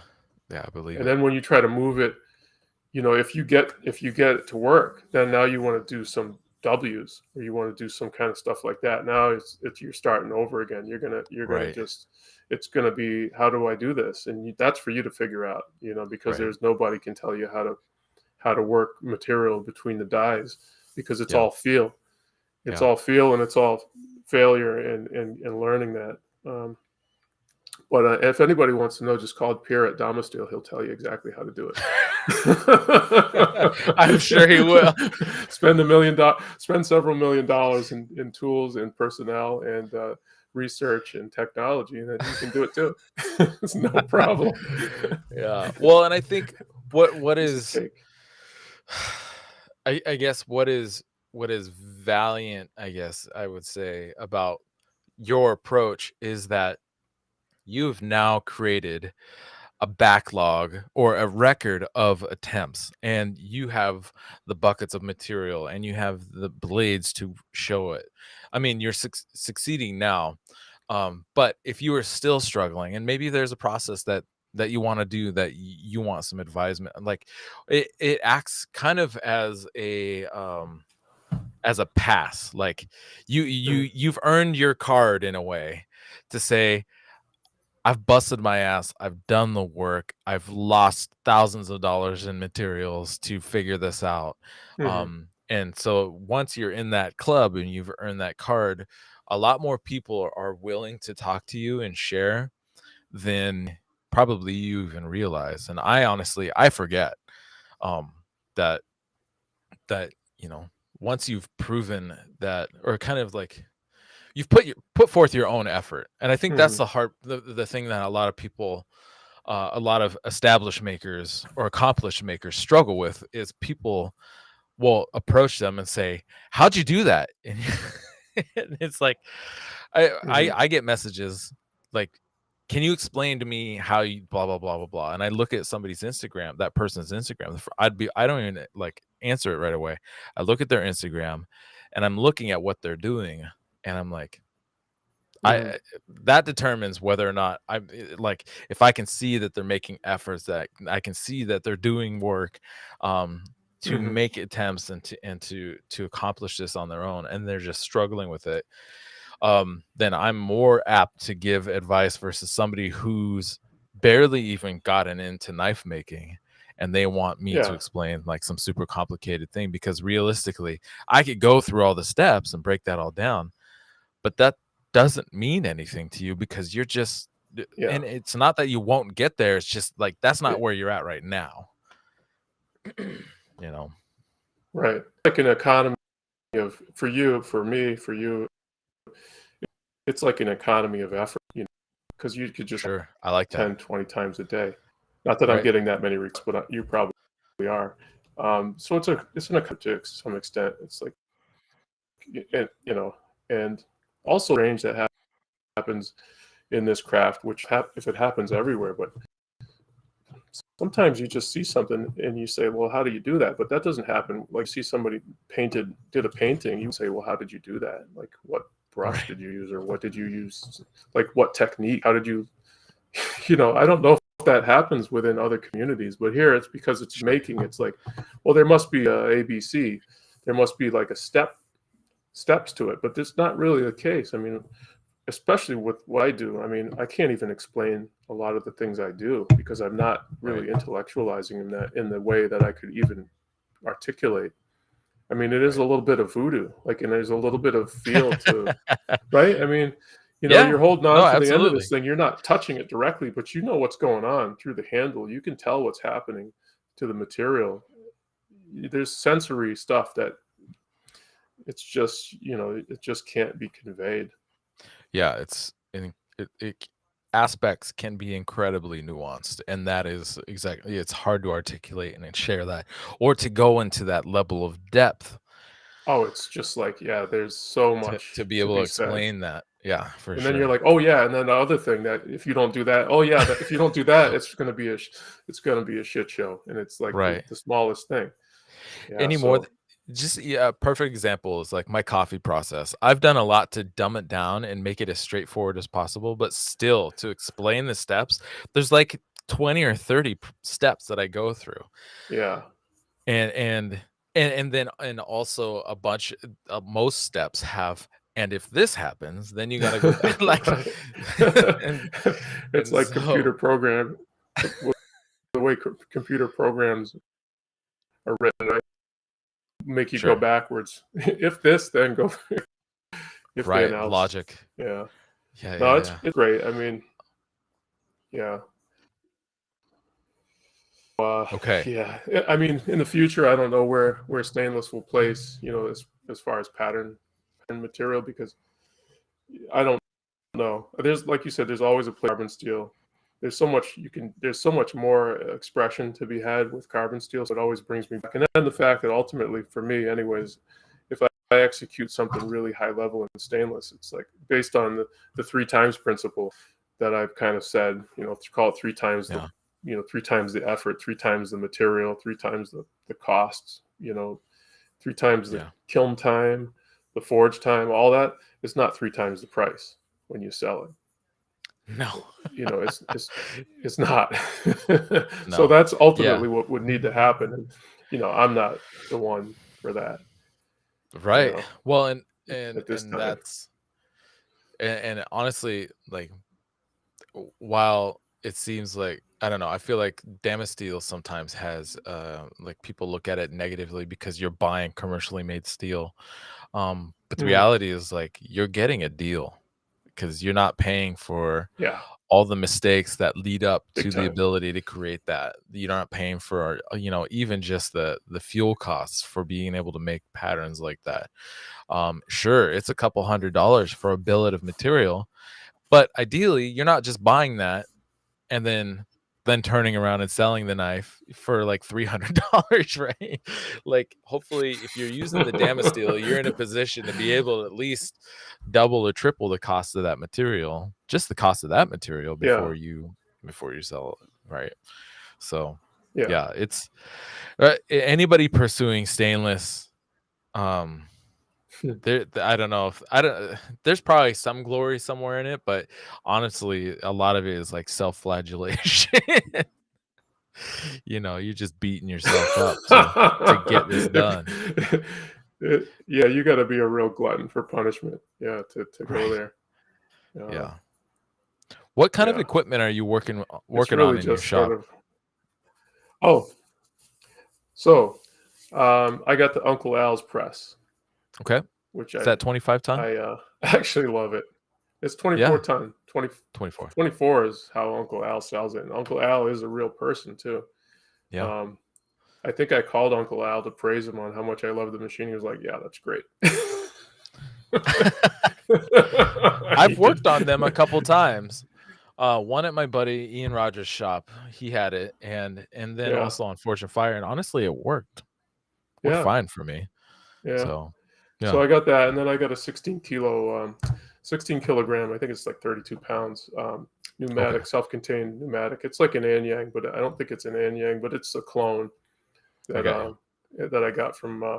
I went on, got Alibaba, and like got it because I was just so desperate to get a piece of Right. equipment, and I just didn't have the money. So I took a big gamble and got a good price on it, and then had to do the importation and Sure. the inland transportation, which actually cost more than the hammer itself. But it got Oh me where wow. I wanted to go, and it's kind of a bit of a disaster, but it's running for 5 years now. It Right. still cycles, and the seals are all gone, and I got to lift the hammer up manually before I can even put anything under there. Like I got to Oh get it shit. running, and then I got Every to like time? lift. Pretty much, yeah, Oh wow. yeah. Okay. It's a real hassle. It dumps oil. Because of It's those kind of a seals. mess. Yeah, Yeah. but it's I should look into a really, an improvement both in weight and mechanically. I should look for an enhancement to that, maybe a newer pneumatic hammer. But I'm in a very small space, and Right. I think you said you're in 600. I'm in a 10 by 12 shed, you know, Oh, okay.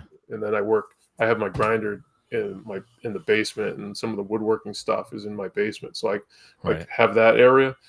But I don't think I'm ready to put any bigger equipment in there as Yeah. far as the hammer is concerned Sure. Yeah. till I move, which I don't really want to move. Are you talking about moving? No, not really. Okay. No, maybe the 10-year plan. The 10-year plan. All right. I can't Still move. Moving's painful. You know that. yeah. So painful. Are you would you stay in Rhode Island, or are you gonna try to move to a different state? Yeah, I have dreams of moving somewhere warm because I like the hot weather. I like it hot all the time. Sure. I'm never happier than in summer. You But got your dad's also, Caribbean blood? yeah, definitely. Yeah, it's in the blood, man. I love it. I love summer. And I have an idea. I'd like to move somewhere warmer, but at the same time, I mean, I work outside all winter. I don't love it, but I do it because Wow. I just keep going. Sure. I just deal with whatever comes, and it's nice. The seasonality is nice here. I mean, Rhode Island is a good place to be. Even though, I mean, it's definitely not, I can't complain about the cold like compared to like where you're headed to Alaska. Yeah, Sure. Well, and Alaska, while I'm there, I mean, I think they get like a month or two of beautiful weather. But it's that rough. high up in Anchorage, um, right now, like when I get up there, will be you know, the dog days of summer from No July, nighttime, right? the They don't even beginning of get dark, yeah, the beginning right? of July to the beginning of August. Yeah, it's like the Yeah, hottest time of the year. and So, they don't get any. They don't get much of a nighttime, right? They get like twilight for a couple right. hours. Yep. And that's crazy. Yeah, that'll be interesting. I'll definitely be bringing something to cover my eyes with. I don't know if you saw the Al Pacino film called Insomnia. Oh yeah. I haven't. Who else was that Robin Williams that was in that as well? um, I'm not sure. I can't remember. Insomnia. He was after some serial killer the whole fit. He didn't sleep the whole film, and it was really exhausting to watch. I Imagine remember you. when that came out. Yeah. I don't think it'll be like that for you. Hopefully not. Hopefully, I mean, honestly, I'm a pretty good sleeper. I've fallen asleep at an Aerosmith concert actually. Jeez. But I was just dog ass tired, man. I was sitting, we were basically in the nosebleeds, but it's still loud as fuck up there. Yeah, And big time. my girlfriend at the time, who had bought the tickets, she was getting pissed at me, which is understandable. I had just started a grave shift job though, stocking shelves and stuff in a warehouse, Yeah. and so I was exhausted, and I was going to school at the same time. So I think at that point I had only had like maybe 4 hours of sleep. And so when I'm tired, I will fall asleep to basically anything. It doesn't matter. And I can fall asleep almost anywhere. That's another thing. So don't meet me when I'm tired. I might fall asleep on your shoulder. We'll have to become friends. But So we got some questions, and Yeah, I'm just gonna double cool. check down in here. Oh, House Bear Forge says yes. Robin Williams and Hilary Swank are in Insomnia. Oh, because Robin Williams must play the maniac in that. I'm guessing he I think does. And that's right. what's interesting about comedians like Robin Williams and even Jim Carrey. Did you ever see 23 with Jim Carrey? Yeah, When they yeah. play dark characters, it's Man, astonishing because they do a really good job playing dark there's some characters. madness in those minds, those comic minds. There's some Absolutely. madness going on. Uh, Yeah, Really absolutely. unorthodox ways of thinking. So I could see For that. sure. Okay. Let's see. Where are we at? Okay. So our first questions. Let's see. And if there's anything that you're not willing to share in any of the answers, please just you can be like, portion I can tell you this part, but I'm not, I'll just clam whatever. up. I'll just clam right up. Okay. You'll clam up and then we'll move on. All right. This first one is from Jeroen Nippenberg. He says, Josh, I love how you always push the envelope in finding forge welding techniques that give you the pattern you're after. It's very inspiring. Do you have any tips on how to get clean welds without too much flux inclusions when forge welding complex, poorly fitting billets? For Hmm. example, in the jelly roll Damascus. So that's the first question. Yep. Yeah, we'll start there. I think he's got one more after that. Yeah. So for me, it's using if it's a big complex billet and there's a lot of holes through it, basically, for lack of a better term, I don't flux it because my fear is that flux will be trapped in, especially toward the center, and I've had that. So the early Sure. jelly rolls, I would roll them up and I would put flux all over them. I wouldn't even stop. I'd roll it up, take it over to the leg vise, hot, stick Hmm. a handle on it, get a decent tack, and then I would flux it and go back in. And what I was having was I was having flux trapped in the core. I So I got you. avoid flux for a lot of Okay. reasons. It destroys your forge, and as you know, it can get trapped. So Yeah. with the big complex billets, I just bring them up to a temperature where I feel like the steel will move, and I go to press. I go to press it, and I try to start to close those holes up sooner than later. I keep the billet out of the fire. I keep any like flame cones. I keep Sure. away from the billet. I mean, other people like to do a can. You could build a can around the whole thing. Oh, that's Um, interesting. I've never even I mean, that's a great idea. I've never even yeah, thought about building like a even can around. carbon steel, you could just fully sheet it up. I think Charles Lionheart does a good bit of that where he'll sheet it up. I'm just too. I'd rather just kind of go for it because Sure. I honestly don't like building cans and welding, and then I don't like Yeah. stripping the can because the can you can't do you wouldn't necessarily want to do a can that falls away with these types of like mosaic Right. tiles or really complex billets. You kind of want to have the sheet weld to the billet itself to keep the pieces in place. Like a kind of bracing. Yeah, so a bracing, and Yeah. I think that's a technique you've explored. But then Yeah. you got to grind it all away. So I'm really Yeah. don't want to do all that. So I almost would rather just risk it. But that's just me. So there's Yeah. different approaches. So you can sheet it up, keep it out of the flame, keep the direct flame off of it. Try to move the material as soon as it can be moved. Want to a little bit of not like a cherry, like a dark red, but like a start come up to orange. I'll take it and start to consolidate it a little bit, gently for a little more, get Interesting. up, consolidate a little more until I can get yeah. And then I think similar to what we've talked about with the jelly roll, the jelly roll is a good example because you roll the thing up and it's full of scale. You don't flux. Um, you roll it up at a lower temperature. Um, if the material is too thick, you got to go higher on temperature. But with a jelly roll, it's usually I'm working it down to 3/8 at the thickest, and it's tapered in both directions, so it'll roll Okay. relatively easily at a lower temperature where scale is forming at a lower rate. And then once Yeah. it comes up to temperature, you're pressing it, and then you're just soaking it. In the time at temperature, and the forge will heal will heal a lot of those welds across the weld boundaries, and the scale, as I understand it, go, resolves back into carbon steel. The iron Right. oxides go back into carbon steel as the carbon migrates into it. Not my knowledge. Nothing I invented, just stuff that people do, that little bit of that voodoo that we're That talking voodoo. about. All right, and then his second part of his question is, where do you find the inspiration to come up with the Damascus patterns that are really different from anything that's out there? Thanks, and keep up the incredible work. So, some of your inspirations, if it comes from woodworking, it comes from things you see out in the world. Yeah, Where does your inspiration come from? really anything, any idea, um, any idea that I'll think about it. I'll like, well, can this be manifested into a pattern somehow? If it can't, I'll move on. I don't know. I've had ideas that I want to do like a praying mantis, for Sure. example. How could I do a praying mantis? And I think I did some sketches and I was like, this is not going to work. And then I just moved on to something else. But if the concept crosses my mind as a pattern, then I'll try to sit down and draw it out. And you do kind of have to, even if you don't have to be great at drawing, but it's important to draw your ideas, draw the components that are going to go into the idea.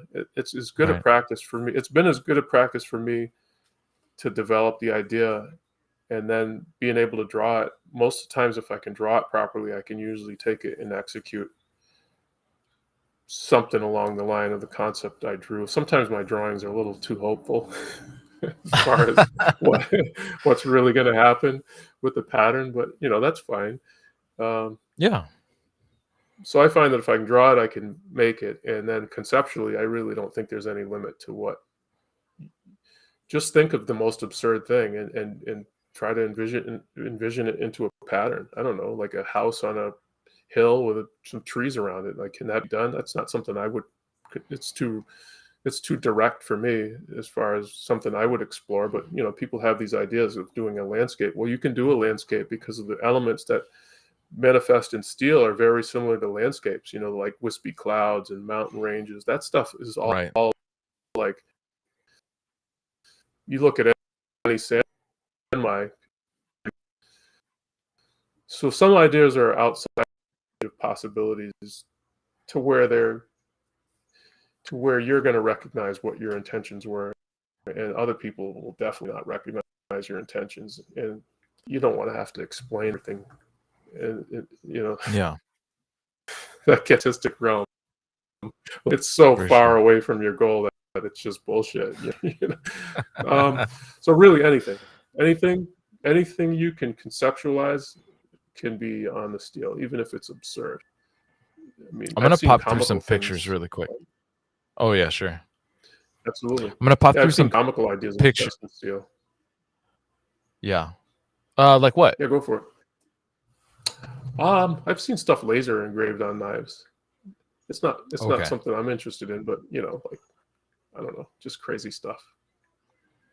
I'm gonna show some pictures of some of the irregular stuff that you've done that I think probably Yedowin is referring to. So the ones I have the most example of, I think right now is like I don't know if they were plumes or ferns, but this is the element, the original element Hmm. before you kind of stack them, or kind of not necessarily stack them, but combine them. And then from there, you welded it into this, right? Hmm. Or am I mistaken? Yep, that's right. Okay.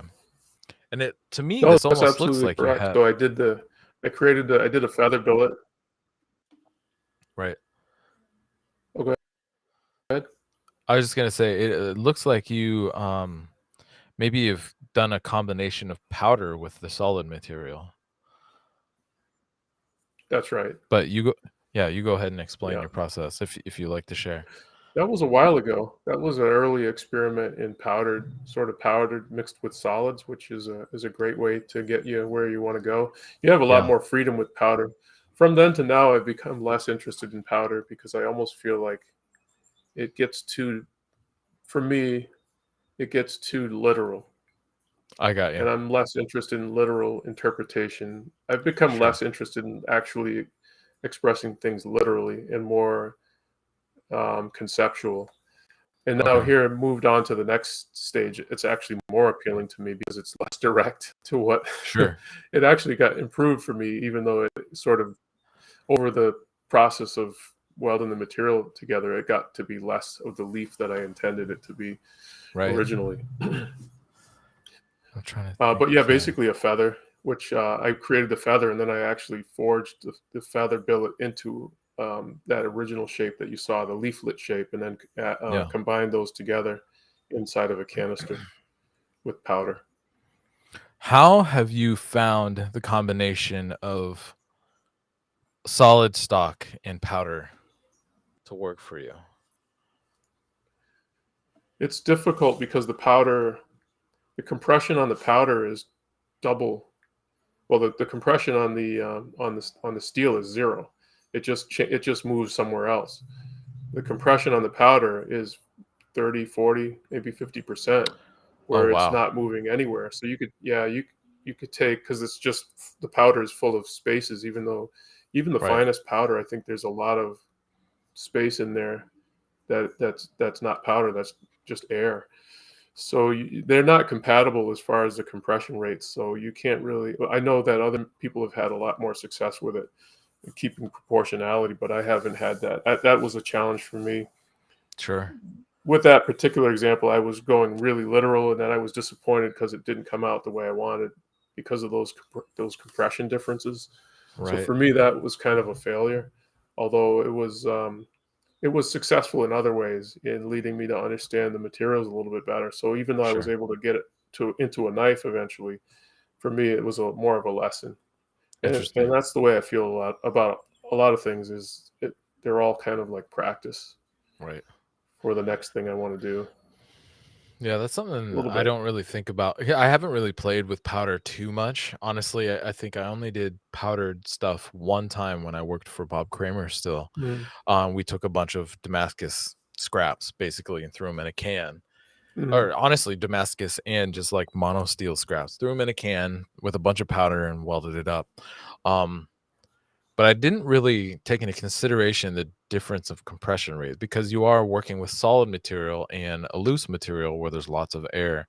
yeah, And at the end of this bar, did you end up with a lot of waste at the end of the bars because of I that did. different compression rate? Yeah, because of my process, I've learned a little bit more about doing, with the powder and the cans on how to control that. Especially the ends are usually really bad Right. because they're not getting addressed. So the first step is to sort of address the ends in some way, Sure. and then go into your press dies, squaring dies. Usually, squaring dies are the best Sure. because you really do have to trap that material. Um, Right. if you don't have squaring dies and you're just working flat dies, like the powder's just going to mush out one way, and then you're going to turn it and it's going Right. to You're mush the just like other way. Yeah, it's it's just just a big moving mess. instead of like physically Yeah, contacting each other and becoming, you have to trap the developing those material. welding bonds. Yeah. Yeah, that's the case Interesting. with the stainless, the Damascus steel stainless. They come at it from they come at it from all four directions. I think the video on their website that shows their machinery, it shows the bar going through and it's being Oh, attacked yeah. from all four sides. Yeah, Right. It's like got like a double hammer that's like it's really 2 sets are going crazy. like this, and Yeah, then another set are going like that. exactly. I want to build So that. Like, is somebody it's going to so build that? crazy. Because you really could do a lot more with that type of equipment, but Yeah. that's where the multi-million dollars comes. Right. Um, yeah, powder I've gone away from, but it does have its place. I keep it around because sometimes if you're I've done some solids where their voids were just too big and I was worried about it. And you can always put powder in there as long as you seal up that compartment. Right. Although I found that even with some of the forming I do with hot and cold elements, I found that even some of the voids that are in there will close up in solid elements as long as you seal off that area. Um, Interesting. with a piece of sheet metal or just some weld. Make sure that compartment where there's no powder, there's just a void, like a gap. In Mhm. particular, I've done like rounds inserted into between two flats, like a hot dog in the bun, and you get these exactly like that one. Yeah. So that was a round inserted between two rectangles, and Right. in that case, I didn't use powder. I just trusted that It the would gap close would up. close up, and Yeah. it should close up, um, as is the case with any like even four way. Like lots of people do the four-way mosaic weld to get the explosion pattern. Right. Sometimes there's a gap right at the center that closes up. Sure. So yeah, Well, better and if just it's like that sealed. yeah, just like that, what was it? A 16 weight I'm trying to think actually now. It was 16 from what I Yeah, it remember, was the one you 16 did. pieces. Yeah, Yeah, and it was not tight. It was not tight at all. Um, but it closed up nicely with very little, yeah, standard waist at the end. yeah, Usually it's like whatever, 3/4, especially off a large square stock bar. There's like maybe 3/4 of an inch of waist, half an inch of waist yeah. that we cut off the end, and that was it. And That was sweet. I mean, obviously, the sooner you close it up, the better. If you can't close it up, if you can close it up with a seal and you want to take the time, you can put a piece of sheet metal over it or some kind of a tack weld. But if not, you just close it up sooner than later and keep it out of the direct flame. Those are the kind of see, rules I go by. and my assumption with this pattern, where you were talking about the hot dog, basically shoving the hot dog in a bun, my assumption it was that you had actually forged a bar um, and then used like a fullering tool or something down the middle of that bar, and then inserted material and then welded it back together. I mean, that's basically it, except the difference is I use the filler material as the forming tool. Right. So I made the centerpiece. Oh, right. So Yeah, you cold formed it and exactly. Yeah. that's smart. That's Yeah, really so I good. made the round, then I heated up the 2 elements, and then I put the I sorta had, I think I had the bottom element's easy, you just set it down on the die. The Yeah. top element, or in between some temporary, like, just some angle iron just to keep it situated in the backstop, so, like, Right. so you don't have to think about it too much when you come out of the forge, you just jam it in there. So you gotta Yeah. set yourself up properly, and then the top die, I just had the top element, I also had hot and just had it on the end of a stick, and then the cold element, I had, on another stick so I could keep my hands out of the dies, and then just, Yeah. bam, one shot and it's formed. And then you got to stop and clean everything up, wire Right. brush it, get the oxide layers off, the oxide that forms, which is thin. And again, Yeah.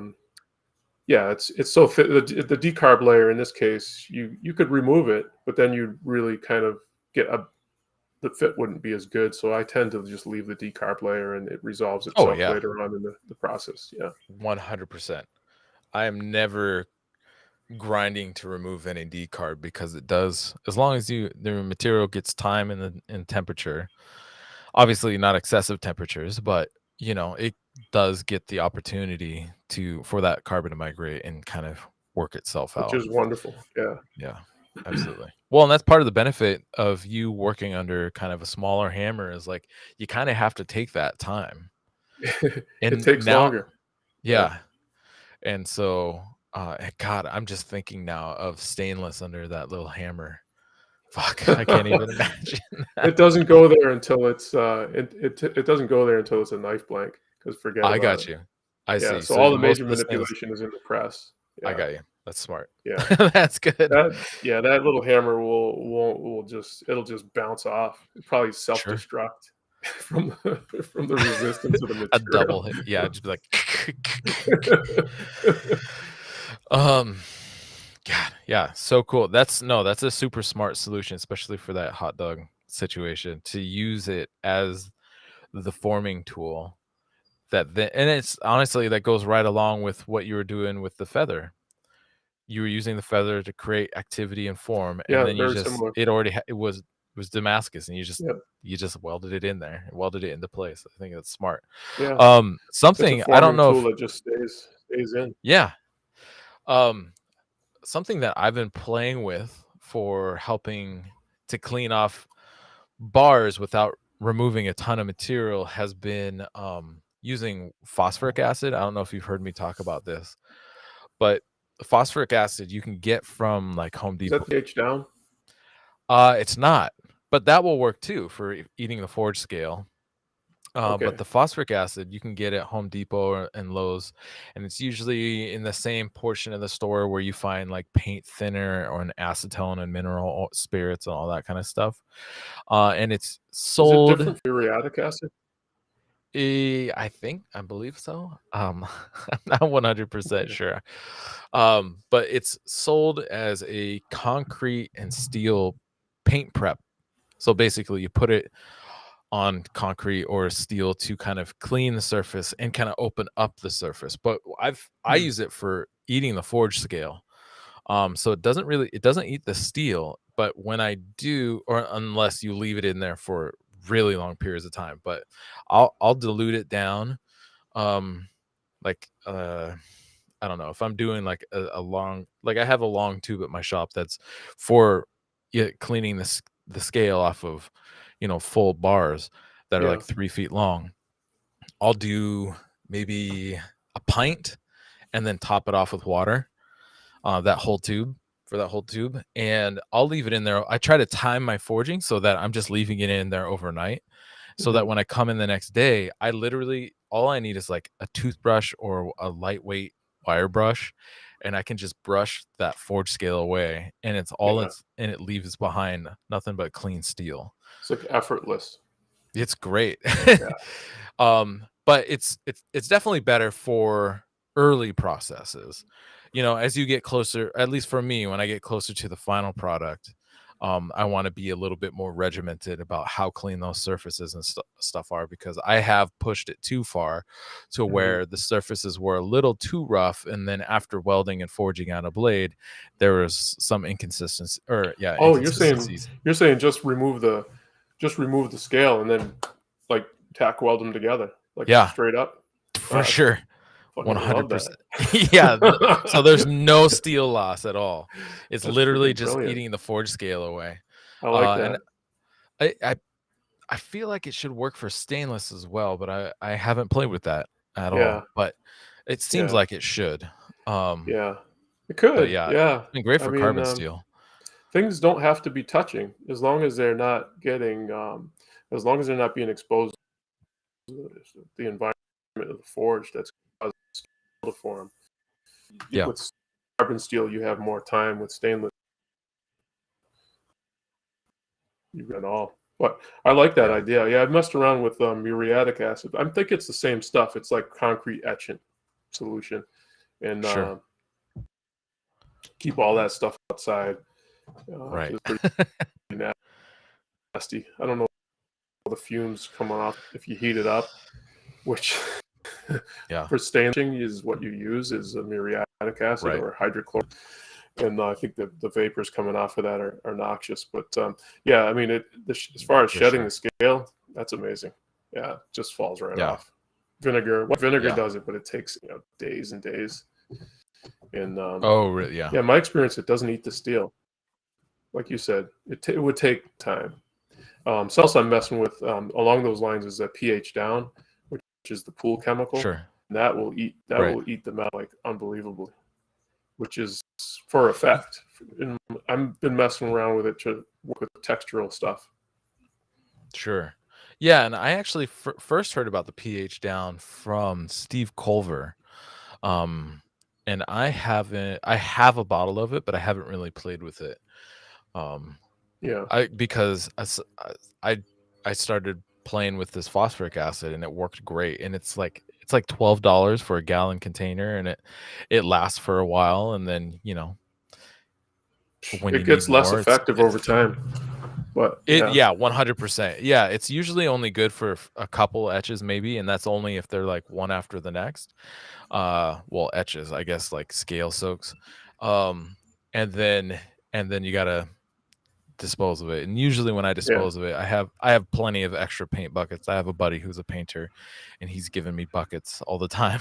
I have a nice collection, and so I just dump it into one of the buckets, and throw in some baking soda and some water to Yeah, kind of neutralize neutralize it. it. Yeah, Yeah. no, that's definitely the move. Like less standing there with the grinder, less running your belts on just scale removal. Like Yeah, there's stuff you could do to make this less painful. sure. Oh, Those actually, things you are know what? definitely appreciated. Right. When I was working in Reno with my buddy, and we were talking about like when you're forging the material down to a bar, and there's always like maybe like an inch and a half to 2 inches out at the edges of the bar. Maybe your bar is like whatever, 3.5 feet long or something like that, Mhm. or whatever it is. There's always a little bit that maybe isn't necessarily dirty or anything, but it's just like or bad patterns. But it just has like poor welds because um sometimes when you're restacking or whatever, there's just a little bit of shit at the ends. It's more Um, vulnerable there to breakage. And I realized, and I was talking, I was like, holy shit, I don't know. I've never thought about this before, but to run a weld, like a fusion weld, a TIG fusion weld or some sort of weld just at the end, just to Hmm. keep that material together so that potentially you're actually getting just a little less loss. It So would make a difference. it Yeah. would definitely make a difference. And I literally have never thought about it until I was in the middle of talking to him. I was like, if there's a way to keep that from happening, I was like, wait, there is. I just need to use my TIG welder to close that, and not even the whole seam, just the ends of it, because the most of the, whatever, 90, 85, 90% of the core, the middle of that bar is great, but it's only Just the ends fusion that get weld, a like little. the whole. Yeah. Oh, sorry, not the whole Huh. end, just like the seams on the side. Oh, The yeah, seams on the yeah, I got you. sides that end up being like stretched out and potentially are kind of coming apart at the end of the thing. So that's another thing to think about Yeah, that there's a I lot of almost that. forgot about. That's what that's like what you're saying is like if you're gonna explain this, there'll be so many things that you don't say because you just it's part of your practice. It's not something that you have a Yeah. list that you look at. It's just stuff you do that helps you Right. out, and Well, and that's kind of for everybody to discover, really. yeah, and thinking out loud, there actually really is a lot of value in thinking out loud, and I don't really do it enough, I think. Um, Yeah, so only when we have these conversations or do I actually think about what I'm doing a lot of the time, like sure. the small stuff, like the big stuff. Yeah, I Yeah. take it and heat it up and put it in squaring dies, and there's some basic best practices for like that. But then all these little minute things that make a huge difference, Right. like what I saw you do first time was just you took the steel from the steel mill and you cut it up and you put it together, and there was none of this. Well, that No. cleanup was killer. I don't think I'd be doing this if I had to take all those little chunks of metal and hold each one against the platen. I was doing that, and I was like, Sure. "This is like such a huge disincentive to me doing this work." And when I stopped doing that, it was like, okay, I like my output went up tremendously. Yeah. Not because I didn't want to do the prep work. It's just like the prep work was an obstacle to me doing the work. It Right. was Doing the completely fun part. unnecessary. Yeah, yeah. You know, it's totally unnecessary. I still see people doing it, and I think it's just superstitious almost, or Yeah. just maybe it's just my style of kind of risk taking in general that I'm okay with it. But I think that's actually it for me too. And I've had extensive experience doing it without ever, it's like, not risky when at I all. was even when I was working for Bob, like 12 years ago, when I was making the steel there, we never cleaned anything up. And that's where I carried it. And it's just like Bob's like, just slap these together, and then I was like, all right, cool. And so I just did what he told me. And Yeah. then when I started learning that people clean up their billets, I'm like, what the fuck are you Why? Yeah. why are you what are you doing? Such a waste of time. It was like, let's get to the Not fun only part cleaning them, now. yeah, not only cleaning them, but then going back with acetone and everything. I'm like, Oh that is a yeah, I heard lot. somebody else I do used to that. do that stuff.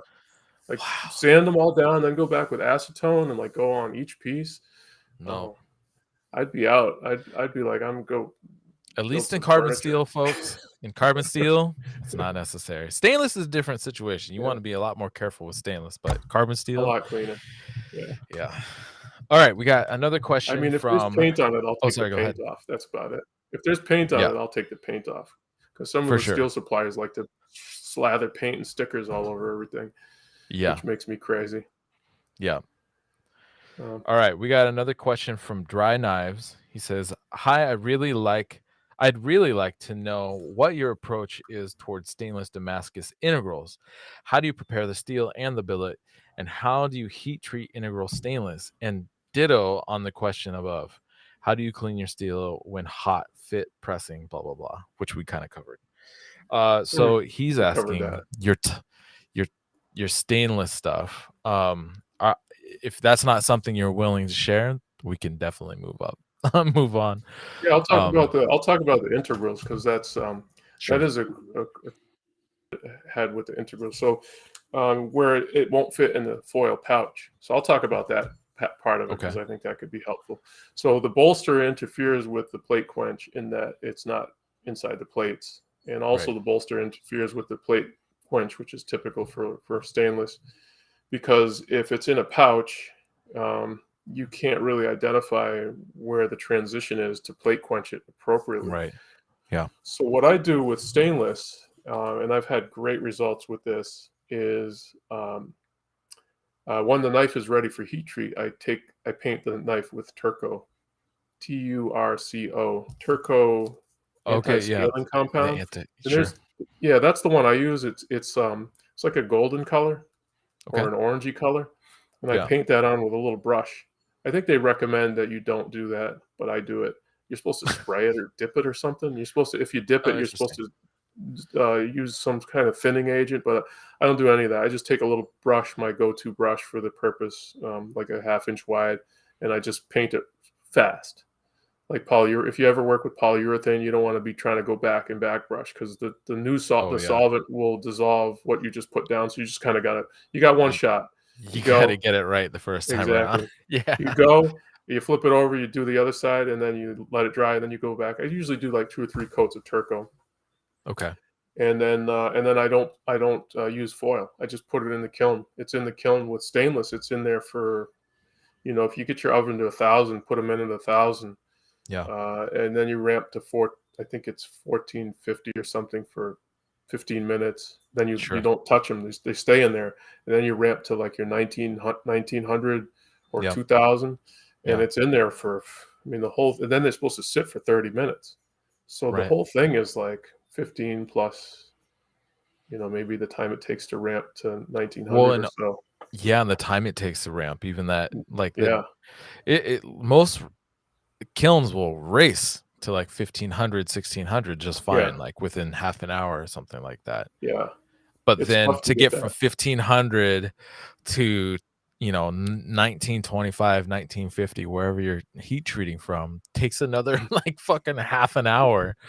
It's Uh, agony because you're thinking all the scale that's forming, all the carbons like just going off into the net, into into the ether. But yeah, anyways, it's not that bad. So it's an hour. It's probably not that long, but it's somewhere like sure, that by the time you're pulling them out and quenching them.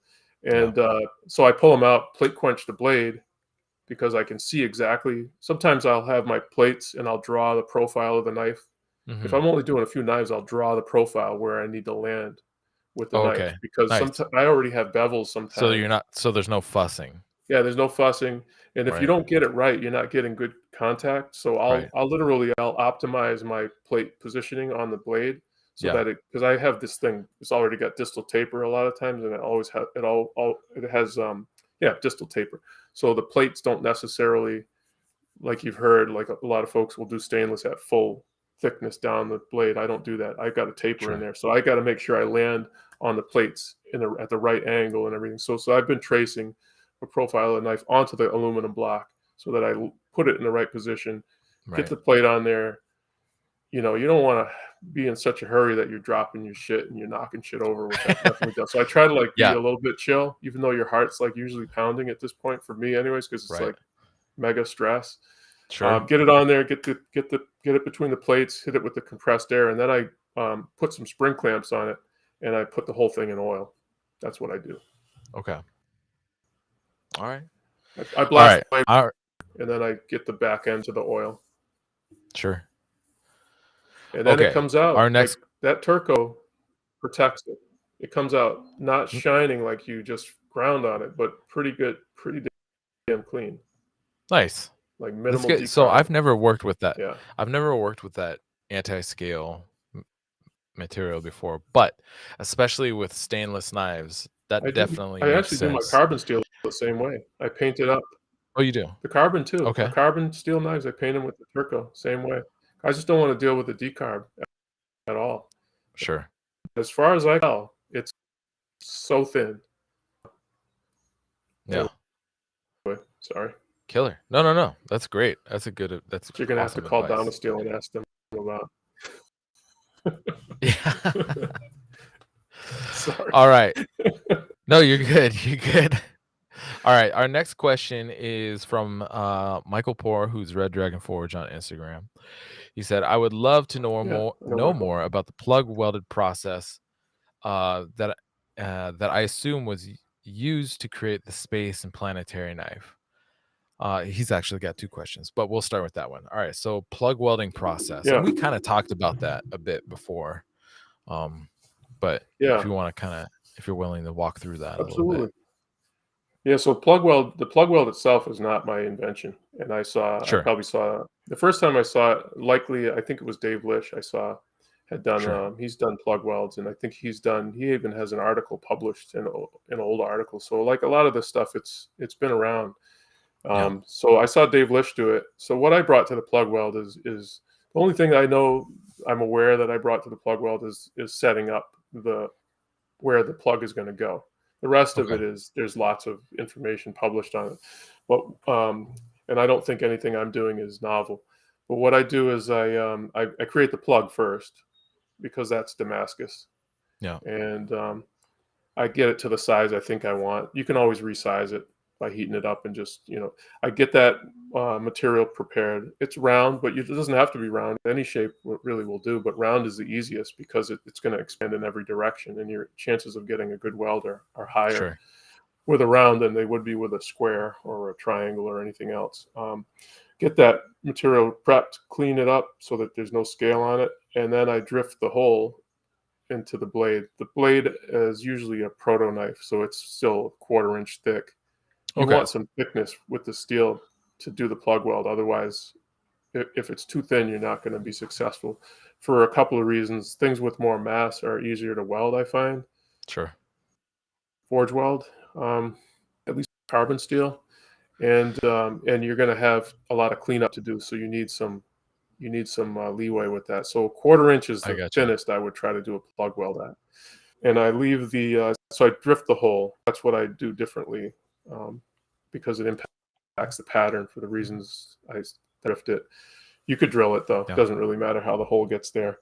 And it's undersized. If I forge it or drill it, it's going to be undersized because then you got to do the cleanup and you got to make sure you got a perfect match between the two, or as perfect as you can get it. I usually do it all the way around both sides. You could use MIG weld. I use a TIG fusion weld Okay. around the plug. I leave the proud on both sides of the blade, at least 1/8 of an inch proud, so you get that Okay. compression when you press it or hammer it. You get that expansion. Like if you see people do it all the time. They take a big old piece of round, like a hammer billet, and they put it up on the press dies, and when they compress it, it expands in the middle, so it swells in the middle. Right. So I'm Yeah. counting on that to set the weld, and I see. pretty much bring the whole thing up to temperature. And with the fusion welds, you don't have to worry about, how long it's in there. Bring it up to welding, which is a little scary on a thin, like 1/4 inch, to bring something up to welding temperature that's already 1/4 inch. It's not like the best feeling because you feel like you're just like scaling up it's like not great, Right. but it's only just for that purpose. And I usually am at 3/8 of an inch anyways. Okay. And then just Yeah, set the weld I would lightly. say 3/8 is probably where I would try to Yeah, attempt it. 3/8 is better. And you don't Yeah. want too much definition of the point of the knife. You want it to really be like knife chunk, like Yeah. not really anything looking like a finished knife. You have to. You're gonna stretch that plug weld. It's gonna stretch, but hopefully it's gonna stretch in every direction. If you're looking to keep it round, you don't have control over that, so you have to relinquish control over some of these things. It's just not going to happen the way you might imagine, Right. because then the forging takes place and a lot of stuff moves around, including the profile of the knife. But that's the basics. And then you do your 3-4 rounds of forge welding. Once it's flush, I stop, take it out, and then do a big cleanup on it and inspect everything. Sure. Yeah. So I'm not finished forging because you've forged the plug. The plug probably will usually cold shut mushroom over and create cold Right. shots. And then you got the TIG weld, or if you if you did a MIG weld, it's going to emboss that weld into your blade. As Right. tall as the weld was, it's going to be in the other direction. Yeah. So lots of cleanup. Yeah, that's the beauty of, for me, is the beauty of the TIG fusion, is that you're basically doing enough welding to hold it in place while so you can do your forge welding. But outside of Yeah, that, you don't have to necessarily penetrate super deep. You're just kind of holding things in place. yeah. That TIG Um, fusion weld is brilliant for that reason. It just seals out the air, and it's minimal yeah, cleanup. That's the yeah. preference. Um, Um, Mike has a follow-up question. He says, "What is Josh's creative approach?" Which we kind of talked about a little bit before, but he says, creative approach to making knives. Do you sketch? Do you sculpt? Or do you just forge what's in your mind? yeah, I almost always draw the idea, like fully executed idea with Yeah, notes and all the kind of crazy cool things I want to do design wise. yeah, I post every once in a while, I'll put an image up on my Instagram that shows like a fully fleshed out idea. And sure. then I just try to execute that. And often things do change along the way, but I Yeah, do like to draw the whole thing out. Um, I don't do much with sculpting. Sometimes if a knife is forged out, I'll take a piece of paper and lay out over the knife to like profile options. That's about yeah, as much as I'll do. I got you. Yeah. As far as like a physical anecdote, usually it's Sure. just on paper. Yeah, Um, Not even yeah, really to scale. Like whatever the paper will let me do. Like I don't like measure the paper. I don't like measure 8 inches and make sure the knife is on the paper. I just draw a knife. Like it could be even like just 3-4 inches of a sketch, something like that, right, and take it out to the shop, and pin it up on the wall. And then right. I'd like to have an idea. I've done things where I had no idea. It can be fun, but you could get a little carried away too. Absolutely. That's been one of my things lately, actually, is I was on a kick to try to figure out, especially once I started using math to figure out like my masses and how much material, like my starting stock and all that stuff, to try to figure out how closely can I forge the shape. I Like, really like that idea, your approach with the math. And I'm math, I'm math weak, but I okay. got like it's helpful. Well, go ahead. Sorry. Yeah, no, you're good. And I for a while I was just like chasing it and kept pushing it and seeing how much tighter I could forge to like kind of close to finish shape or heat Mhm. treating shape, basically. And I started getting to a point where I was taking it too far. And I was creating a lot of unwanted kind of elongation, especially out at the tip of the pattern, or distortion along the edge. Because anywhere the material starts to get thinner, Mhm. the pattern kind of, even if it's a butt welded pattern, which is straight welds, as you draw and Mhm. upset and draw that material out, you create kind of the same effect that you do in W's. The lines That's don't right. stay straight when you're forging Yeah. on edge; they start to pucker, and so as you Yeah. get closer to finished dimension, you get kind of like this little wiggle shape. And Yeah. anytime the lines are running parallel to the surface, you will start to get basically what is like It's like a wood grain straight almost. layers, yeah, like as if you were making a random pattern Damascus. And so Yeah. I've been trying to, I've done that work. I know how far I can push it. I should have been doing it honestly more with mono steel than with Damascus, but I always have Damascus on hand, and that's what I'm always Yeah. making my knives out of. So I was just kept doing it out of that. Um, but now I'm trying to use that principle we talked about before. Is like, I know how far I can push it and how far I can take it and how proficient I can be in economizing the material and forging blades out of it. But now I need to make a conscious choice of, do I want that material to get stretched and have that control and make that conscious decision, or do I keep it dialed back and account Mhm. for more material so that I'm only really kind of forging to profile, so that I have a little bit more control over what's happening in the flow of the pattern in the blade? Um, I You're don't. far more considerate of the pattern that you've made inside your blade. I'm looking to get it more in that direction, but everybody's, like we were saying, everybody's at different stages, and I'm at the stage where Sure. I'm not. I need to be more considerate about those distortions or those sort of what you described, where as the material gets thinner, the pattern tends to collapse over on itself, and then you lose the script, but it's an evolution, and you take this next step when you're ready, Yeah. I think, yeah. But I do like the idea of knowing how, like I think you introduced that idea to me, which was how many cubic inches for this type of knife, Sure. and it's good to know, like, you can go off instinct, but then you're going to have Right. like a 12-inch chef knife to have some idea of, how much mass you got to start with to get where you're going. And of course, Right. like, there's a lot of things I don't measure, like the bolt, like doing the set down on the bolster, that stuff, to isolate your material for the bolster, that stuff is contingent on the pattern sometimes. Sure. So I don't have any standard measurements for those type of things, but I like to start off with the basic number of tiles and calculate the cubic inches, so that I know, okay, I got 4 cubic inches, but I don't really need that much, so I can put more in the bolster and maybe do something style wise there, Sure. or just leave it thicker. And Yeah. Because I'm real stingy. If I forge a knife out to a certain length, there's no way I'm just gonna like chop the end off for a shorter knife, No. especially with the pattern in there. Right. It's Right. like, that's how you end up with these 12-inch slicers, and I still do them all the time. I'm like, man, this is awesome. Like, but it's a little impractical. Right.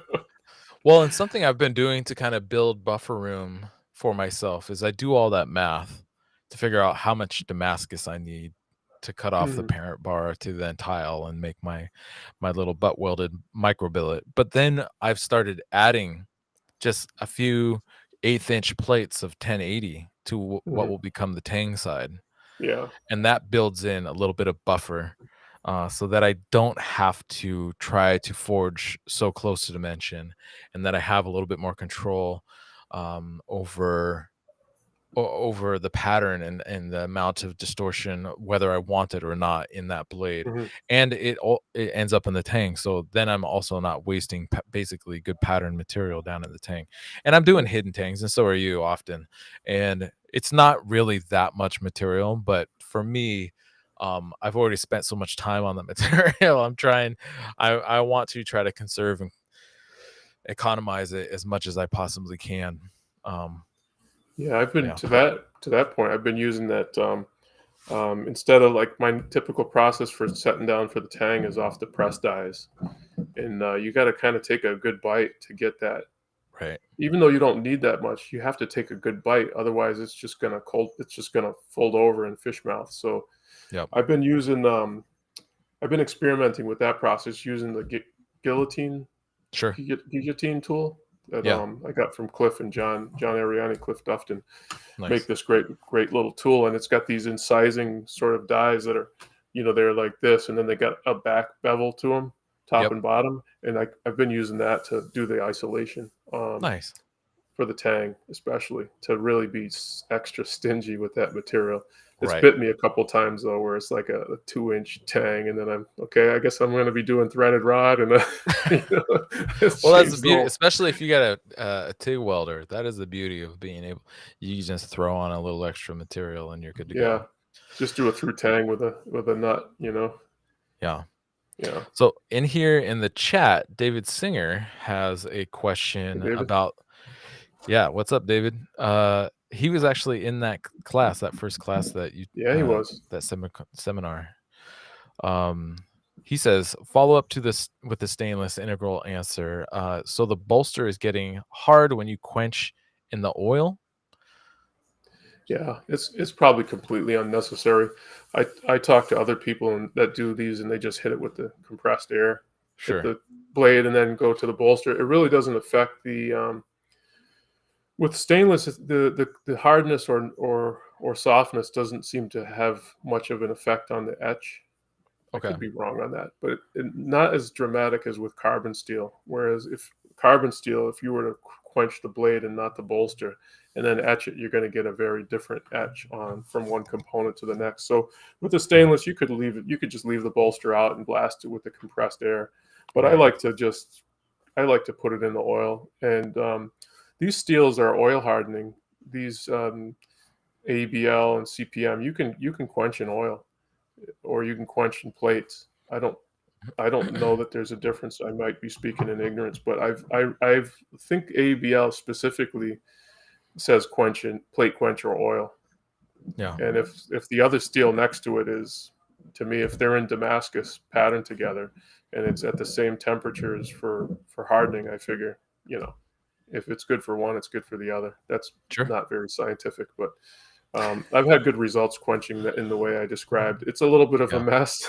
So if you're Sure. blasting your blade with compressed air and you're putting it in oil, you might have a little bit of. So you got to kind of you live and learn. The first time I did it, I think I was blasting and the oil was spraying everywhere and it was smoke and fire. I think I set the oil on fire. We've all done Sure. this type of stuff. Right. But now I've got it down to where it's not even that messy. It's just like, and I'm trying to be calm about the whole process. Yeah.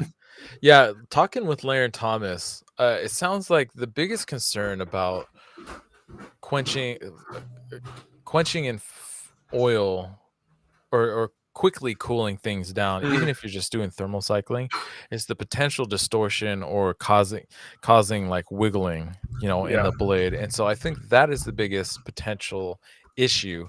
But if you have your straightening Yeah. process down for blades, then that's really not too much a concern unless it's a really gnarly bend. Mm, Then that might be an issue. But honestly, yes.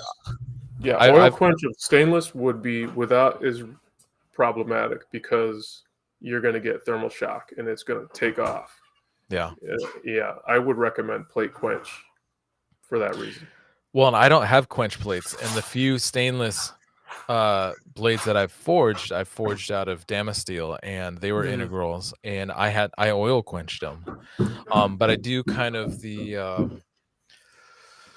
what is it? Kind of, I think Kevin Cashin calls it the Mar quench in a way. But mm, you quench to a point. I think maybe for 10 seconds or so, um, to get it down to mhm. temperature. But then once things are down, then you let them kind of even out a little bit in a way, by Yeah. allowing the temperature to kind of even out between the edge and the spine, and then slowly coming down together. Not super slow, obviously, but slow Mhm, enough that it mhm. still is transforming into martensite. Um, or sorry, fast enough that it's still I think you transforming have into more martensite. time. But Yeah, yeah, you have a much wider window with stainless for sure too. Um, you I mean, do. I think you can Yeah. for most It's stainlesses, you can not air harden the everybody steels tr I to a Yeah, point. it air Yeah, hardens all on its own. I yeah, always treat it like I think I treat it the way I've seen people treat it, like it's an emergency, you know? sure. Like, to get the Yeah, steel into the plates and to bring it to I don't think it's that big of an emergency. I think you could be a sure. little more I'm trying to tell myself you could be a little more chill about it and get the same Right. results, and I've seen people do plate quench where they're like la-di-da and blasé about it, and people are in Yeah. the comments saying, "Hey," you know, and they're like, "No, don't worry about it." In Right, particular right. was, uh, uh, I can't remember off the top of my head who it was, because even I saw it and I was like, "Shouldn't you be hurrying around?" He's like, I "No, see. it's not necessary." I'm It's good. anecdotal, but I think it's, the results if the results are good, then they must know what they're talking about, so, Yeah. Well, and yeah. also when I'm quenching my integrals, something I like to do to keep so I'll quench the blade for, like I said, at least 5 seconds or so. Mhm. So the blade is down the temp, but because that bolster is such a large mass, it's still pretty Yeah, hot. But what I do is I flip it around and I hold the blade with a different pair of holding tongs, and yeah, then I'll allow the blade to kind of start cooling in the air, but continue to mhm, quench that bolster at least for another 10 or 15 seconds. yeah, Because it does I've found that it sometimes takes, depending on the mass of that bolster, it takes a solid 20 like 20 to 25 seconds oh, yeah, for it to come down to temperature, or to yeah, below kind of like that perlite nose, definitely into the black, and also to where it's not like developing a vapor jacket around it and stuff. mhm, Yeah, it's weird. Like for me, I can feel when it's kind of gotten to that point, and then mm, I pull it out and let it finish cooling in the air. Um And that gives me an opportunity, whether it's carbon or stainless, because it hasn't gotten down in the martensite yet, to kind of like, if it's doing a little wibble wobble, then I can get in Mm. there and get on it and Like kind of flex it a straighten little things. bit.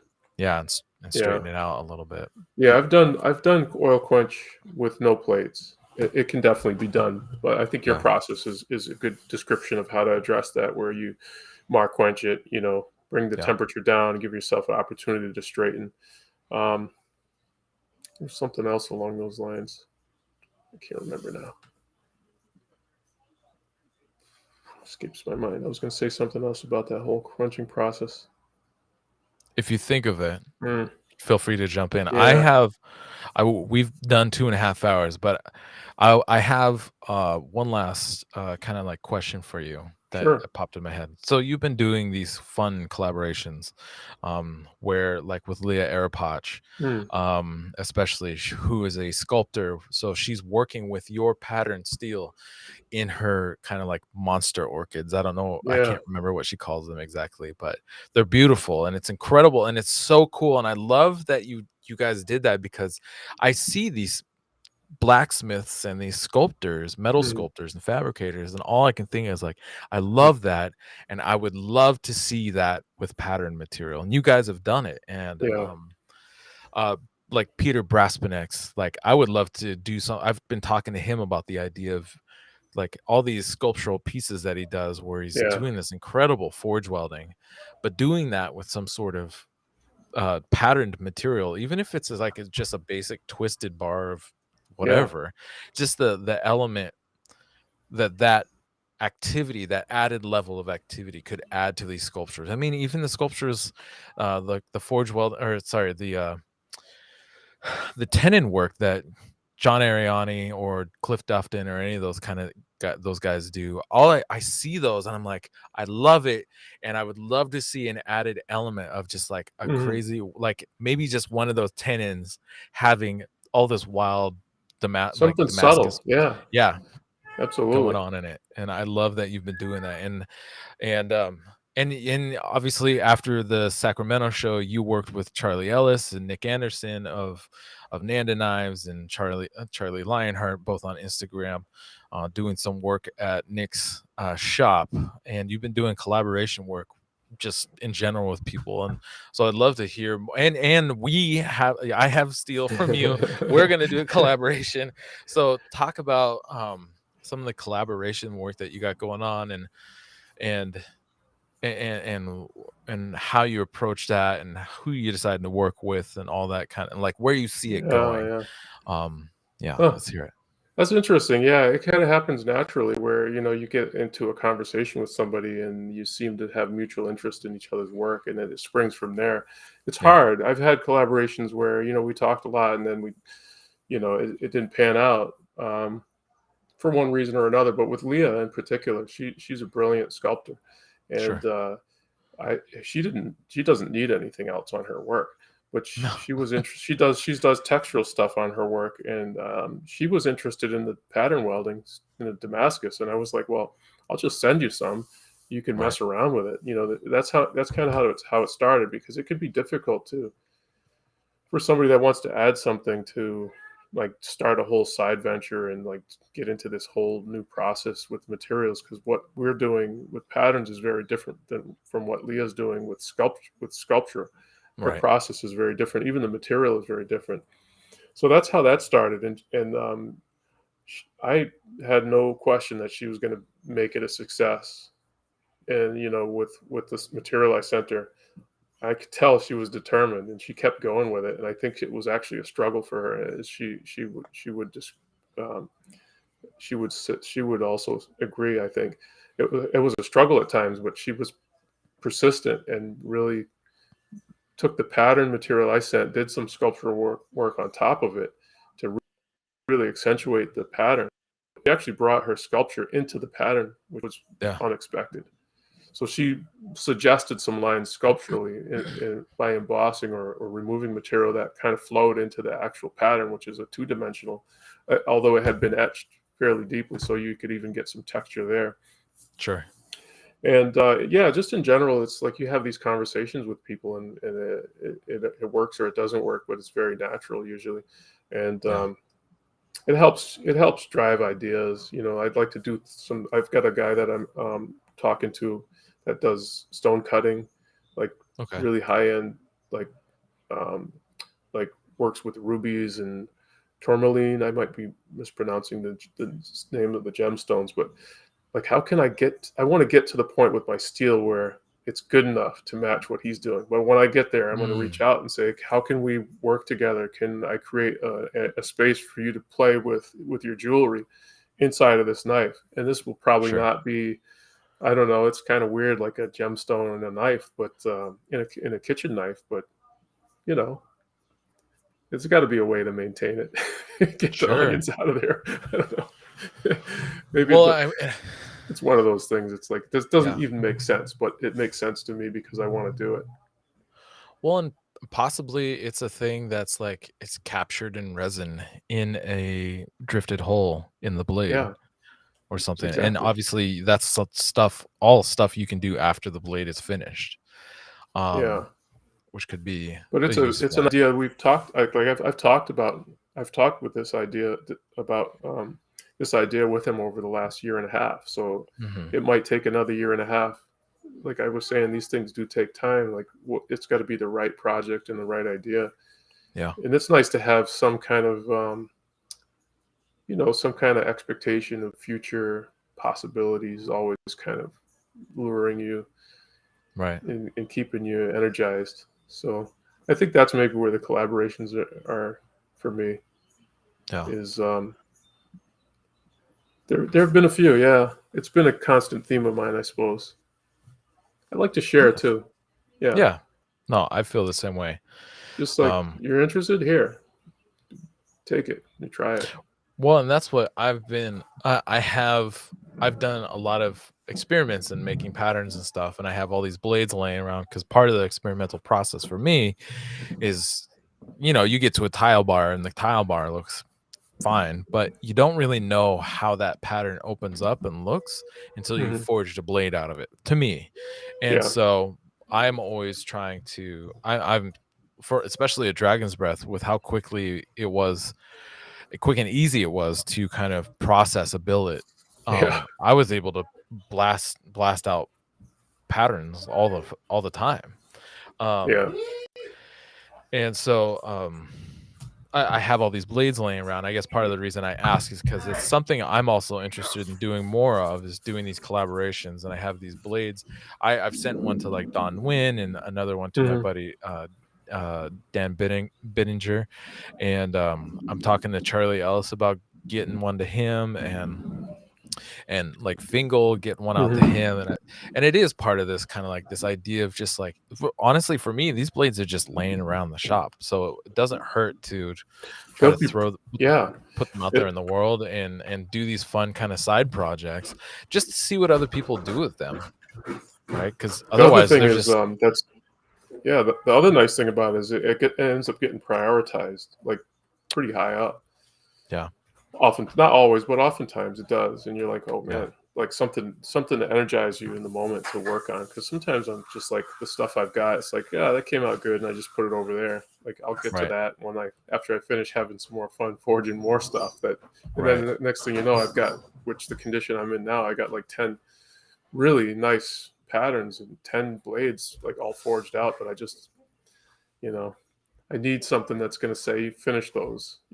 right, That is financial will happen. right, Financially, right, it'll happen, but something that happens before that gets me sure, to move those all along nice. and not be completely overwhelmed. I was just it was just dawning on me. You were mentioning earlier forging on mono steels, and I feel like I'd seen some of the, oh, that's not the one. I don't think I pulled it off the internet. But you're doing more of these sculptural style handles where they aren't full solid handles, but they're like metal self-handled blades. They're integrals, and then they maybe take some inspiration from Lin Ray. Yeah, right. Here's What? Yeah, I what kind love of knife those. maker would I be? I didn't have one right next to me at all times. I know. Yeah, this is one of them. I love that. Well, and what's so It's kind of funny, weird. it's weird and but it's interesting and it's still comfortable and functional. I Yeah, I I test cut with a lot of my knives before I even infinite get stuff. handles on them, and Yeah. they're actually How pretty much handle do you comfortable. need, right?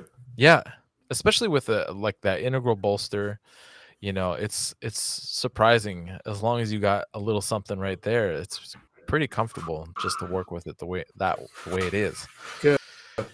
So this is kind of experiment in forging and also experiments in ergonomics. Like, Sure. can it become like you're thinking, like how much of this knife am I actually engaging with when I'm using it? Right.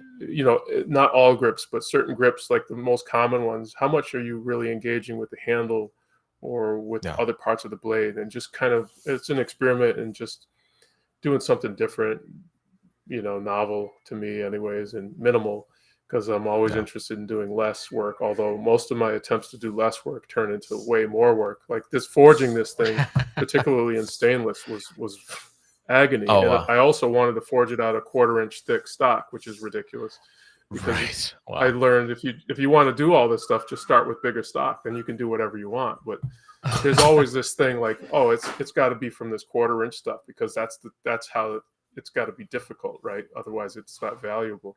There's always that, little Right. devil in your head that says, you know of course I could just start with a round stock and then I could just do whatever I wanted, which I've Yeah. also done.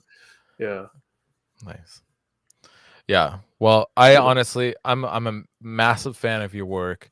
I love thanks, man. seeing all the different evolutions of things that you've been doing and kind of little takes Oh, on and your own remember personal that one. takes on processes. I'm kind of scrolling right now through the some of the photos I pulled off the line, Oh and yeah. we're looking at what kind of that's a fossil, right? It's a little It's fossil, yeah. I think it's in pyrite, is that what they call it? Iron pyrite. okay. It somehow deposited itself into the void of that animal that decayed from there, and Sure. sort of like a metallic quality, and Right. just embedded it in the handle there. Well, and then on this other one, you've made use of the natural flow and activity and features of the handle where you have Yeah. a knot at the pommel of the handle, which is really Yeah. cool. This looks like some sort of spalted oak or something almost. I don't know what kind of material that is. It's oak. Yeah, it's actually It oak, is and oak. it's a I think it was a branch, or it was a cross section of the timber where the I got eye you. was right at the back of the handle, and it just worked out Yeah, so well. that's And so cool. see more knots along the side of that same handle, and the oak point, which is really extraordinary. Like this Mm, particular oak, I don't know if it's white oak. The centers of even the smallest stem, they all have a 5-point star. I think it's 5 point. that is so interesting. And then you are also playing with Yeah, beadwork in the beadwork. handle, so it looks like you're cutting a relief of some sort, and then you're doing beadwork, kind of like this looks like a little skull Yeah, or a grasshopper head almost in a way. um, but yeah, talk. Can you yeah. That was tell an me early really quick about some collaboration of them? actually with a guy in Mexico.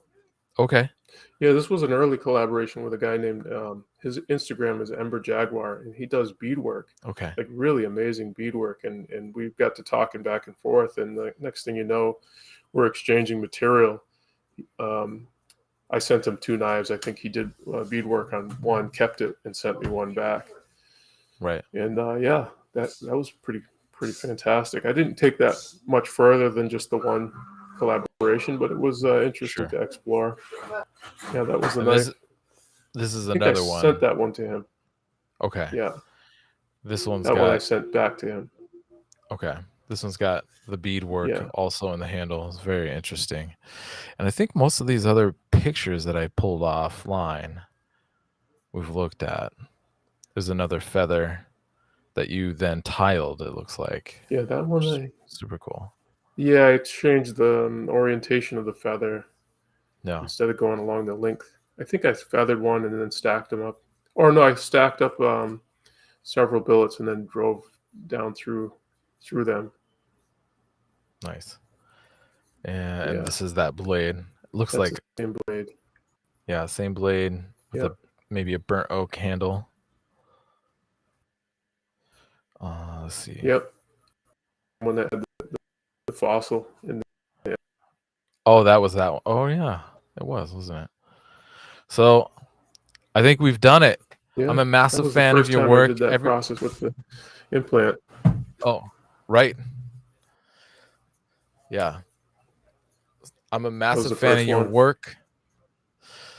I look forward to seeing Likewise, my more friend. of all the craziness and the coolness, and I'm watching your stuff constantly because there's just so much to take away from it, especially all the different kind of processes that you're innovating and experimenting with. And again, that's why I wanted you to be part of the Artisans of Steel calendars, because there are a lot of people and honestly I got a little bit of feedback, not necessarily but anyways, people being like, I can't believe you didn't put this person in or that person in. I'm like, look, there's a lot of really great Damascus makers.